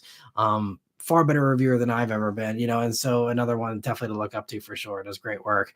And Chad, thank you for another super chat. He says, you supporting those channels' integrity is one of those reasons we love you. It's not a zero-sum game. I appreciate that. And I totally agree. And happy to see the thumbs up on that too. Yeah. And that's what I really love. And that's, that's why it's kind of hard to be like competitive in this space. Like, it's like, well, I don't blame you for watching these other channels because they're really good. And I see YouTube tells me like, here's the videos that your viewers were watching in the past 30 days, not on an individual level, but just on they give me like 5 or 10, top videos on average that everyone watched. It's not, creepy or anything, but it says like, this is what your viewers are watching. And it's a lot of really good stuff. And, I don't, blame anybody for, again, watching other stuff. And I know everyone's time is finite, but, that's why it's one of those things where, we try and find our own angles and our own niches. And I think that's why I love doing the used stuff too, is it's like, let them have the new stuff. They do great coverage on all that stuff. I'm kind of burned out, I'm trying to avoid flying on planes recently and stuff anyway. So it's like, what, I'm good to just, skip out on a lot of the press trips, let my buddies cover those better anyway. And, go to the used stuff and, find those neglected parts of the market and, really trying to serve those areas where there's a need, I think. And Notorious CRG, thank you for another super chat. He says, Matt, Hemsworth can't be Thor forever. Get it? Yeah, my body will not tolerate any kind of. They have to do a lot of CGI to get me up to Thor level. Not gonna happen, unfortunately. But yeah, that'd be fun. Appreciate the joke, Notorious. And Chad, thank you for another super chat. He says, Viper is my favorite of all time, but don't kill yourself. We need the review. Yeah, no, I feel confident that I could handle a Viper now. But in my early days of reviewing, I actually had a couple of offers. They weren't local, so it was stuff that would have been hard to film anyway. But I do have a few very old offers from Viper owners. I don't even know if they still have them anymore, but I think I could do a Viper these days and not kill myself in it, hopefully. So we'll see if I ever get the opportunity again. But Switch Lanes, thank you so much for a super chat as well. He says, best value for money, C8 Stingray Z51 or C8 Z06. I guess it depends on what you consider value and what you are personally looking for. If you have Z06 money, I'll try and be concise here. If you have Z06 money, buy a Z06. Z06 is pure magic. It is just eargasms nonstop in that thing. The red line just being so high. It is glorious. And again, nothing against regular C8s, but regular C8 is going to feel like a wet noodle compared to Z06. It's Z06 is just so close to automotive perfection. Just man, is it good. So, like I said, if you have Z06 money, buy a Z06. I'll just keep it at that. If you're comparing spec sheets and the fastest 0 to 60 times and what's the best value and all that kind of stuff, I still think Z06 though it's priced really well, and I think you get a nice improvement in performance for the price premium over regular C8. And I think all the euphoria of driving a Z06 just is icing on the cake. Because I think the numbers stand up for themselves, and the specs, if you are just a spec sheet racer, are also they justify the price premium over regular C8. So yeah, I guess to keep it short and simple, Z06 all the way. If you can afford it, yeah, I mean, no promises, but I don't think you will regret a Z06 purchase at all. And especially if you have the luxury of being able to test drive both, try and find them used or something. Again, I don't know what the price difference is these days. I heard there's maybe some discounts on regular C8s that maybe you're not getting on Z06. So it comes down to what your deal is and all that as well, to factor in. But if you can spend the extra money for Z06, get the Z06. I won't say it again. Anyway, so yeah, great question, and thanks so much. Hopefully that helps you a little bit. Switch lanes, and thank you for the super chat. And let me see.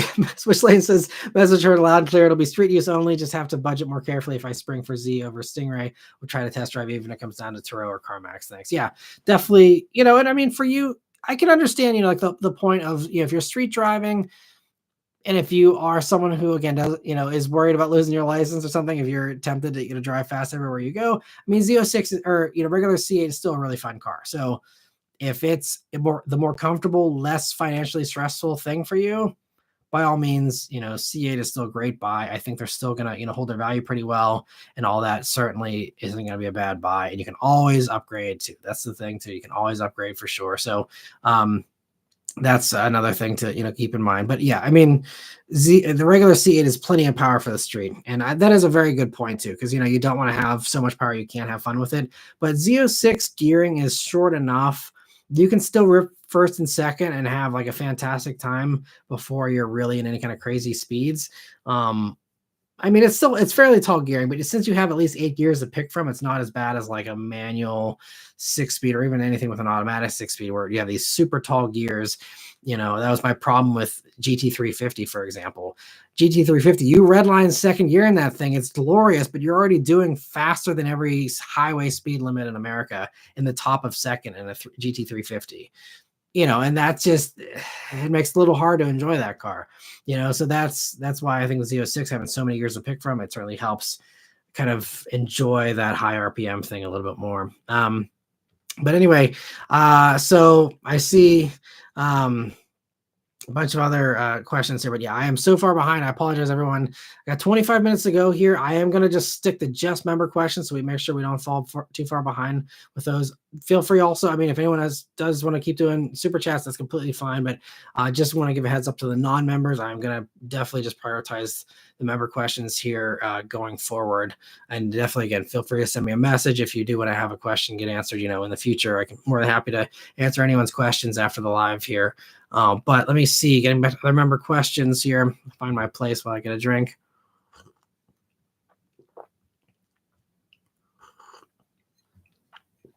Yeah, we are definitely very far behind. I'll be concise. I promise I'm going to keep these all to like a minute or less for these answers here. So let me see. Where were we? So, all right, we're almost there. So Fook, I apologize. Hopefully you're still around here. He says, at this point, I'm happy with anything I can get under $225 a month or $300 with insurance. For leasing EVs, $225 a month. Yeah, other than 500E, I'm trying to think of what you can get. You might be able to swing a Subaru Solterra or BZ4X for $225 a month. Again, I'm assuming you're also the same deal as what I'm talking about, like 0 down, sign and drive, taxes and fees included.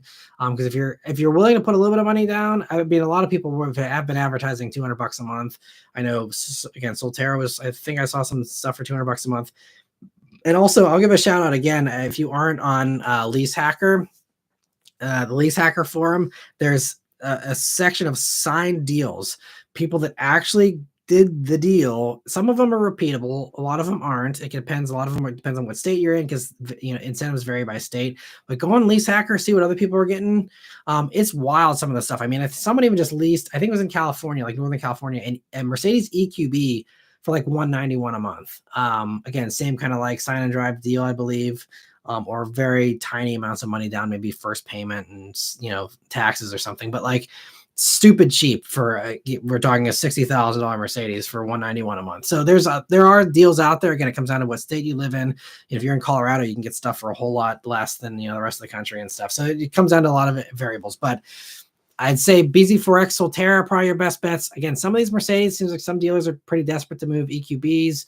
Trying to think of other stuff that I was shopping. You might have luck with a Kia Niro EV because those aren't super hot sellers, unlike because they don't have the fast charge speeds of the Ionics, So Niro EV kind of gets left by the wayside. So does Kona Electric. Those are the other two you can probably get pretty cheap deals on. So I maybe, if everyone's sold out of Ionics, there might be some Konas and Niros sitting around that people don't want. Possibly, maybe grab something like that. I wasn't able to get them down to under 225 a month with my calling around, but I didn't, pursue those quite as hard, but something like that might be a good. So hopefully it helps.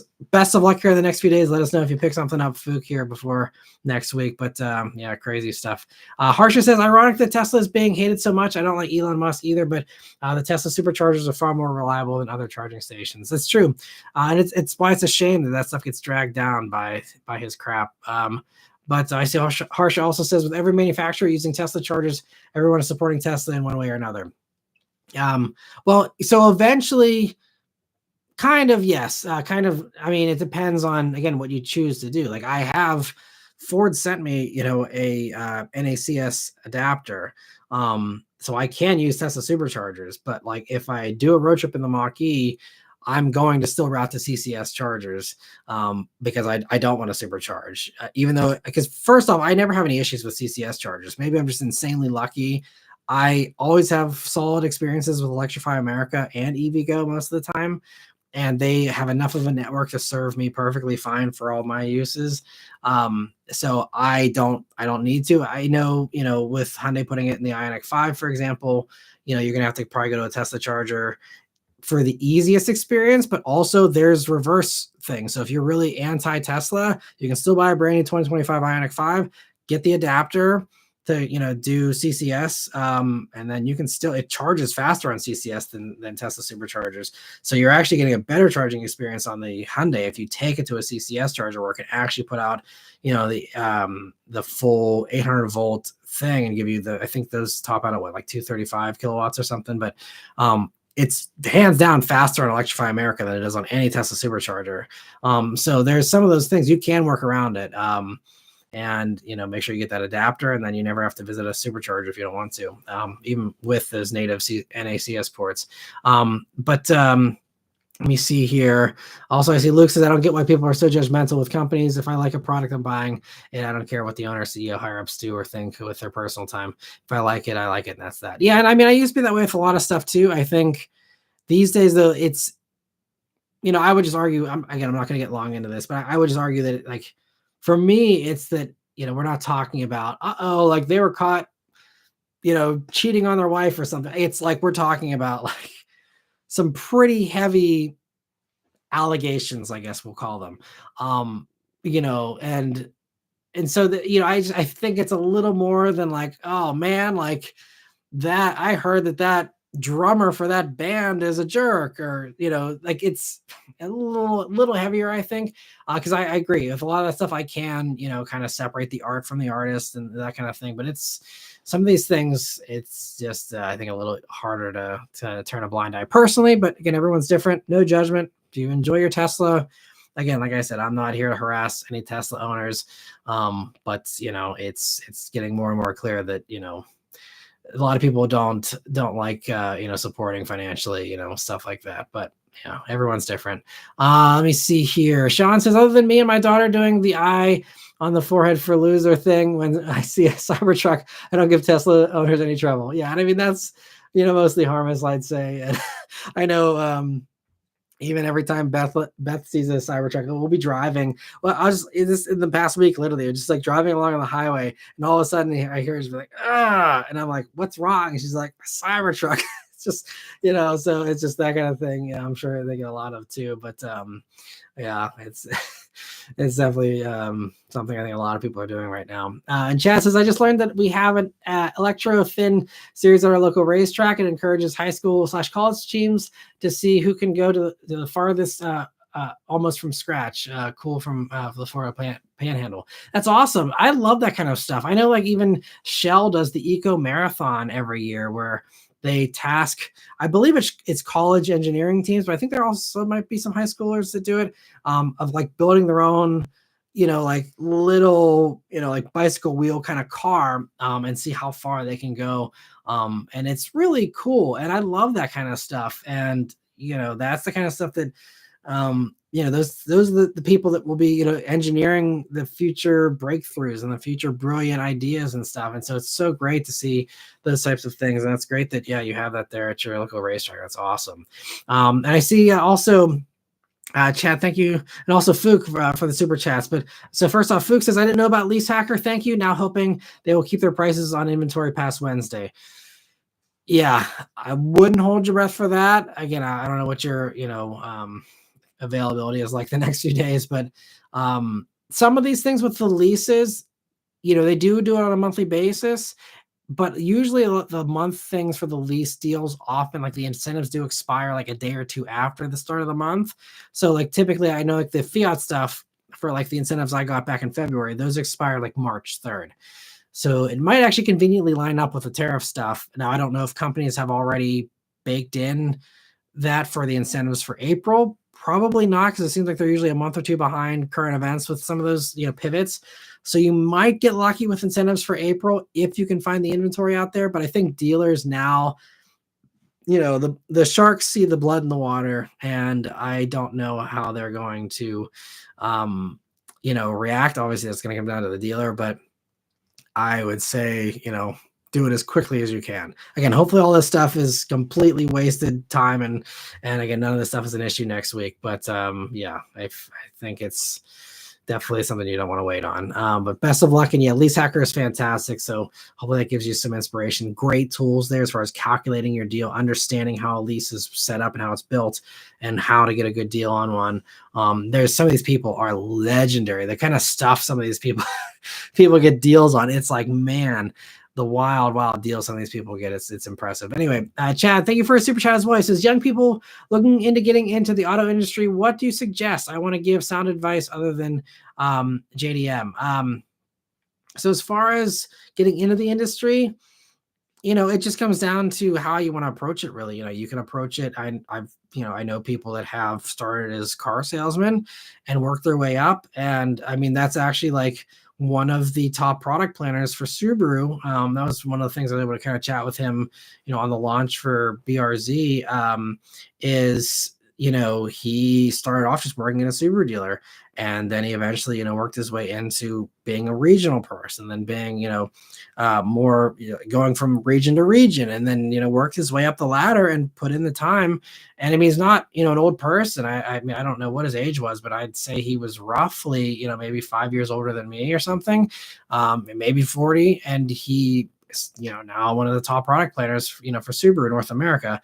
So you can get into it, just, working your way up if you want, so you can start anywhere. Obviously there's a little, fast track if you have a mechanical engineering degree or any kind of degree you can use in an auto industry setting, even a journalism degree, you use that, get into PR, and then, you start in PR, and then you kind of play the ladder and work your way up from there, and just get the right promotions and end up in higher positions. I know a lot of people that's kind of been some of their stories as well. So there's lots of ways to take a bite out of that and work your way up. Just comes down to how you want to approach it here. And if you're looking to just to drive stuff, again, dealers are a great way to do that. Working at a dealership, especially used ones, and like CTFI is saying, working a rental car place, you can have a variety there. Working at an auto auction is a fun way to see a ton of cars every day and different things all the time. Lots of different experiences, stuff like that.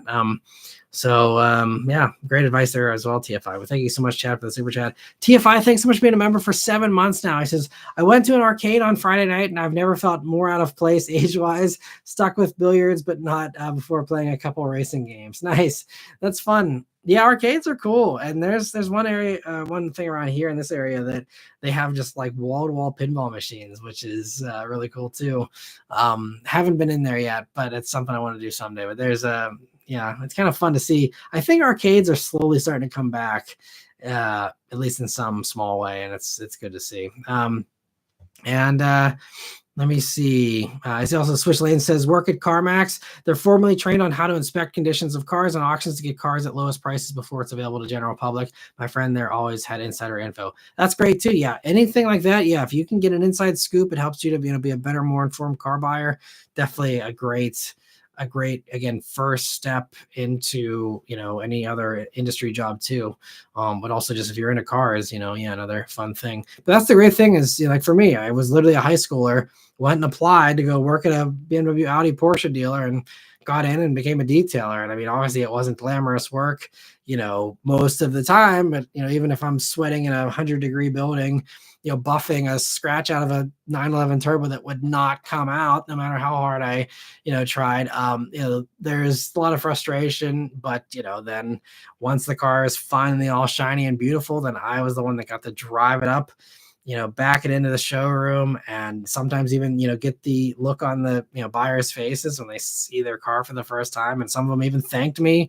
A couple even tipped me over the years, just thanks so much for taking good care of it and for shining it up. It looks great. And, that's really rewarding. And even if, again, you're getting paid crap, you're getting to drive cool cars, have experiences that, a lot of your friends might be jealous of still. And, you also, can actually get some payoff as far as appreciation and seeing the result of your work and the benefit that gives to other people. And so that's another great entry level, position I recommend too for people looking to start.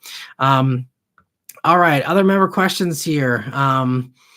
So again, gonna be concise here. So let me see. Harsha says, why are cars getting so political now? People should enjoy the car no matter what they drive. You don't buy a car for someone else, but you buy one because you want one. Yeah, absolutely. Totally agree. That's why, again, there's a space for everyone to enjoy what they like. And let me see. Dylan says, I'm expecting these tariffs to entice banks and dealers to advertise low interest rates, but they'll approve a higher dollar amount, and people who don't know their money will be worse off. Right. Yeah, there's going to be some of that for sure. I think, the thing that I see is that if you're trying to keep people at the same kind of affordability level, then you got to just bust out the term to, do, beyond even 84 months. But I think 84 is pretty rare right now. I think 72 is usually, most banks limit for a comfort level, at least, mainstream kind of banks and mainstream deals. I think you're going to see 84 months certainly, become more popular here. And I think 120 months is also going to be something you're going to even, have stuff go out to that. Because again, it's going to be like, well, people are like, well, I have $300 a month to spend on a car, and that's not changing. So it's like, you either give me the $300 a month, and a lot of people, they don't look at, again, how much am I paying in interest? How long is this extending out? And some people are just like, I want that new car for $300 a month. And they say, okay, here you go. And that's good enough for them. And they are going to sign and be upside down for a while, so there's going to be, I think, a lot of that too. I think there also will be genuinely low rates too, because, they're going to be starved of deals. If no one's buying cars, you're not having anyone financing, these banks are going to have to get a whole lot more motivated. Like, okay, well, how are we going to get people in the door here? How are we going to get people to, do these deals? And especially if they see, a bunch of these things falling apart with repos and stuff, going through the roof already before tariffs are hitting. We're seeing, record high repos because everyone's just buying expensive cars that they were, getting during COVID times for these huge markups and all this other stuff. I just think that banks are going to be getting desperate and saying, we need to, bring in deals, give them this, 0% and give me 1%, whatever the case is. I think that's actually good. Obviously, again, they're going to get crushed on like the loan terms, but I think we're going to actually possibly see just banks having to be competitive, like more than they ever have had to be before, just because they're going to be starved. Well, we'll see. If that might be one slight upside, but you're still going to be getting raked over the coals on the sticker price. It doesn't even matter if you're saving $1,000 on the interest rate or whatever, because you're just getting hammered with a 12 grand markup on the car or whatever. So it's not going to help people, but at least maybe they'll have some decent interest rates. We'll see. And yeah, I see. Yeah, Dylan says, yeah, basically another COVID scenario. Totally agree. Chad says, with electric off-roaders, what is your thoughts on adding fake gearing versus throttle mapping? I think you could do it either way. There's drive modes that work, but I think like I talked about in the weekly update, with Ford patenting an electric manual, I think having that ability to have different ratios off-roading is very important. And so I think that makes the most sense as far as future EV off-roaders adding in that, gearing, I think would be very helpful. And even if, you don't have to do an actual shifter, just have paddles, do that. But I know, other companies do it just fine with, the rock crawling modes or whatever they do. But I think that's just something that'll be interesting to see how each company plays it. And let me see. Harsha says we need another Henry Ford. With the Model T came out, when the Model T came out, people could actually afford to buy one without being in too much debt. He even took care of the workers that worked for Ford. Yeah. Yeah. Model T. I mean, certainly cars were a luxury for a long time, but you're right. It truly did, open that up to so many more people. And, I would like to think that Ford maybe takes some inspiration from that. And, again, they have this Skunk Works working on some affordable EV. I truly hope that, is some, radical thing to really move the needle and be a Model T kind of moment. I mean, we'll never have, a moment like that again, but I am hoping, we have some real breakthrough stuff like that, coming down the road here as far as just truly cheap, EVs that are, solid little cars too. And let me see. Luke says, regardless of what you review, people still bought in 2008. People still bought in 2021. It's a season, not forever. Stay strong, man. Me personally, I watch reviews for info and interest, not shopping. Well, I appreciate that support, Luke. And you're right. People did still buy, but you look at the numbers, it was just less people. So I mean, obviously, it's not going to go to zero on the channel or in car sales or whatever, but it just could be a lot less. And I think everyone's buying their car now to last them for the next 4 years. And that means that the average car buyer, which isn't you guys, obviously you're all enthusiasts that like watching stuff, but for the regular person that doesn't care about who I am and just, maybe I gave them some value the last time I did a review that, resonated with them or on a car they're shopping for, like I said, if I do my job well, if you're not an enthusiast, you watch one or two of my videos, you find the car you love, and then you forget about me for another 5 years until you got to buy your next car. And if I'm doing my job well, that should be the way that it goes, as terrible as that is from a content standpoint. So, but I think, it just will be less views. And, I think I'm already kind of seeing that a little bit here in the past month. Even though people are buying right now, I think, what I saw was February was good for me, but March has really dropped off intensely, and it has picked up a little bit here towards the end of the month. So I think that is, again, that panic buying that's kind of boosting stuff temporarily a little bit. But it will probably be less, since that's why, again, I'm just going to pivot and hopefully I make the best of it here.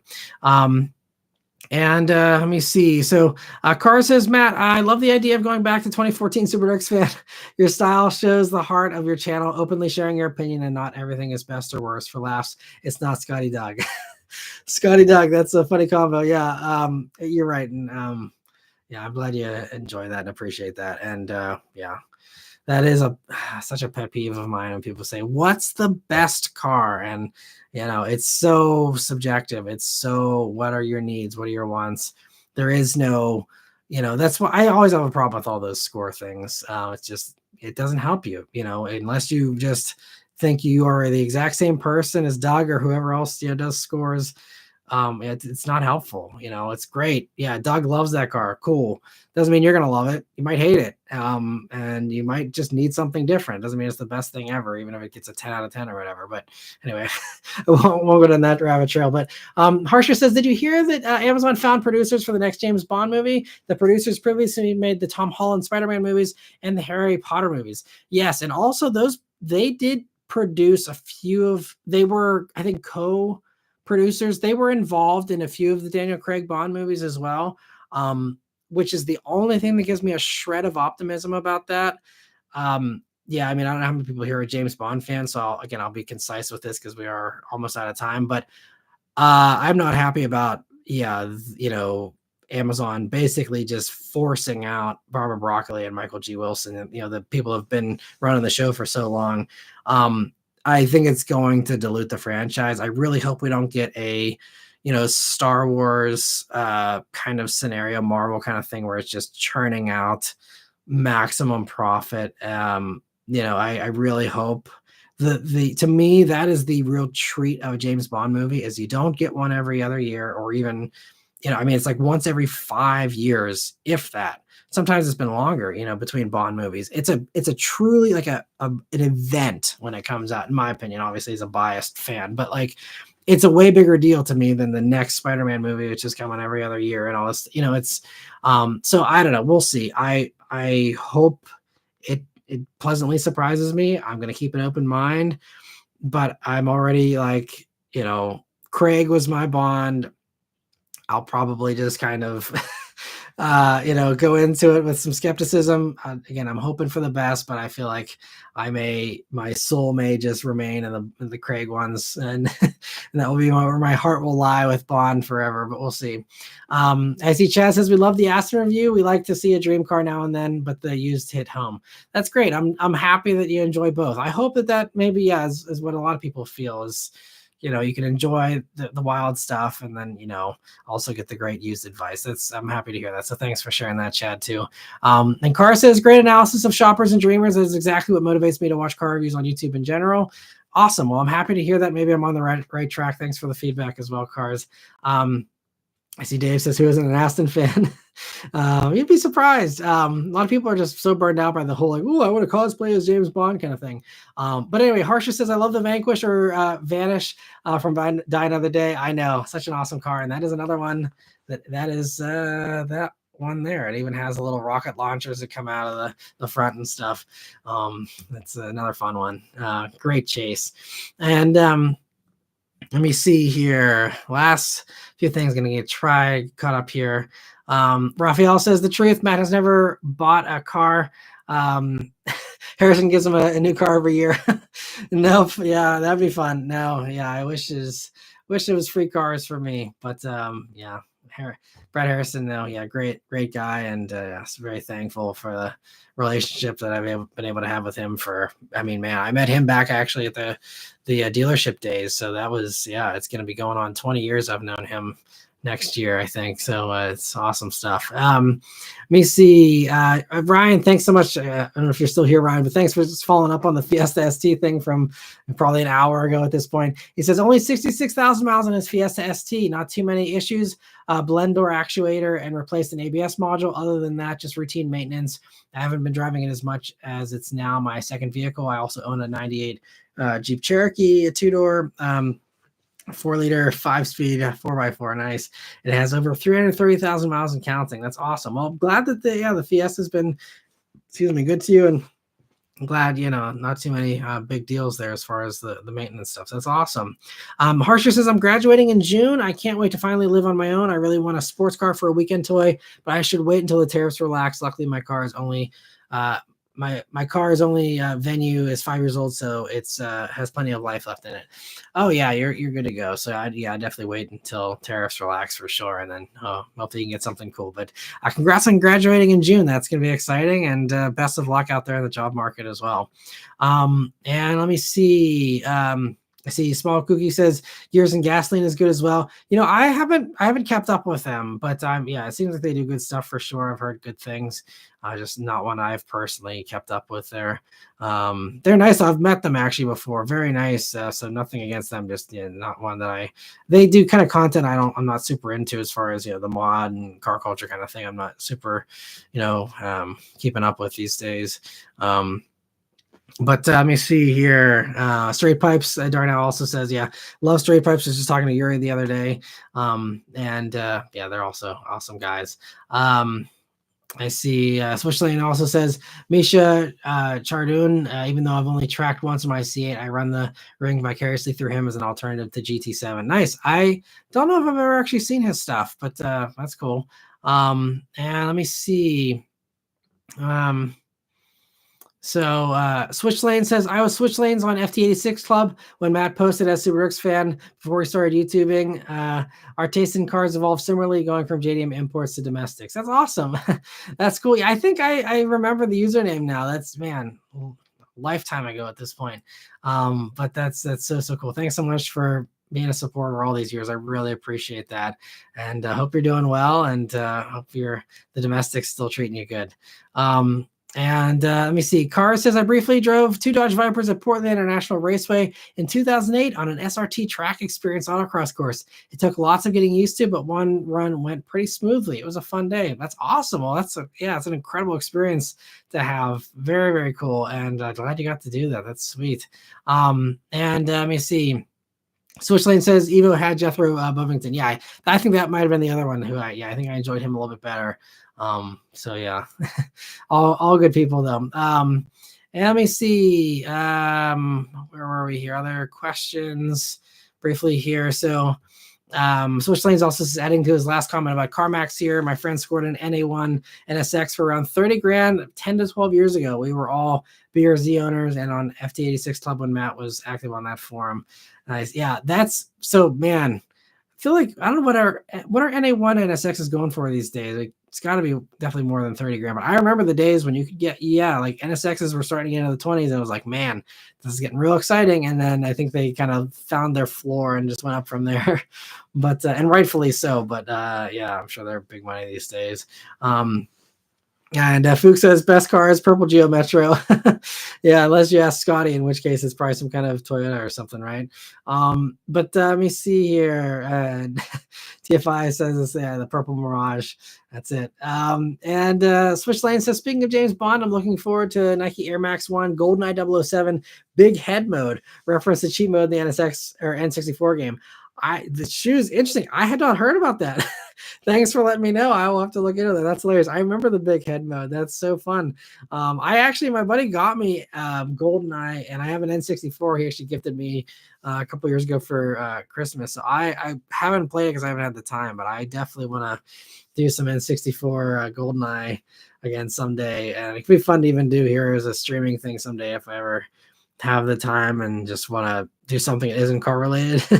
That could be a pivot, is just playing all my old video games. I think something I would love to do, and streaming it would just make it even more fun to just do it all with you guys and showing you the crazy cars I was building as a child in Gran Turismo 2 and all that stuff. Be fun someday. We'll see. But let me see. YH says, ever find yourself riding around in your Hellcat smoking, thinking about the past, present, and future? Not me, but sounds like a good time if that's what you're into there. Yeah, and Harsha, yes, it's time to wrap up. Yep, we are past the time here. And I'll just end here. Marcus J says, hi, Matt. Just wanted to say you're in my top 3 along with Savage and Car Care Nut. Keep up the honest opinions. I appreciate that.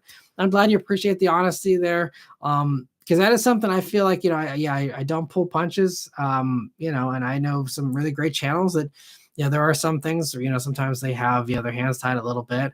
And I'm very thankful that I've been able to say whatever I want to say. And thankfully companies have been mostly cool with it. And that is something I value more than anything, is being honest. And if something is crappy, I will always tell you guys if it's crappy, for sure.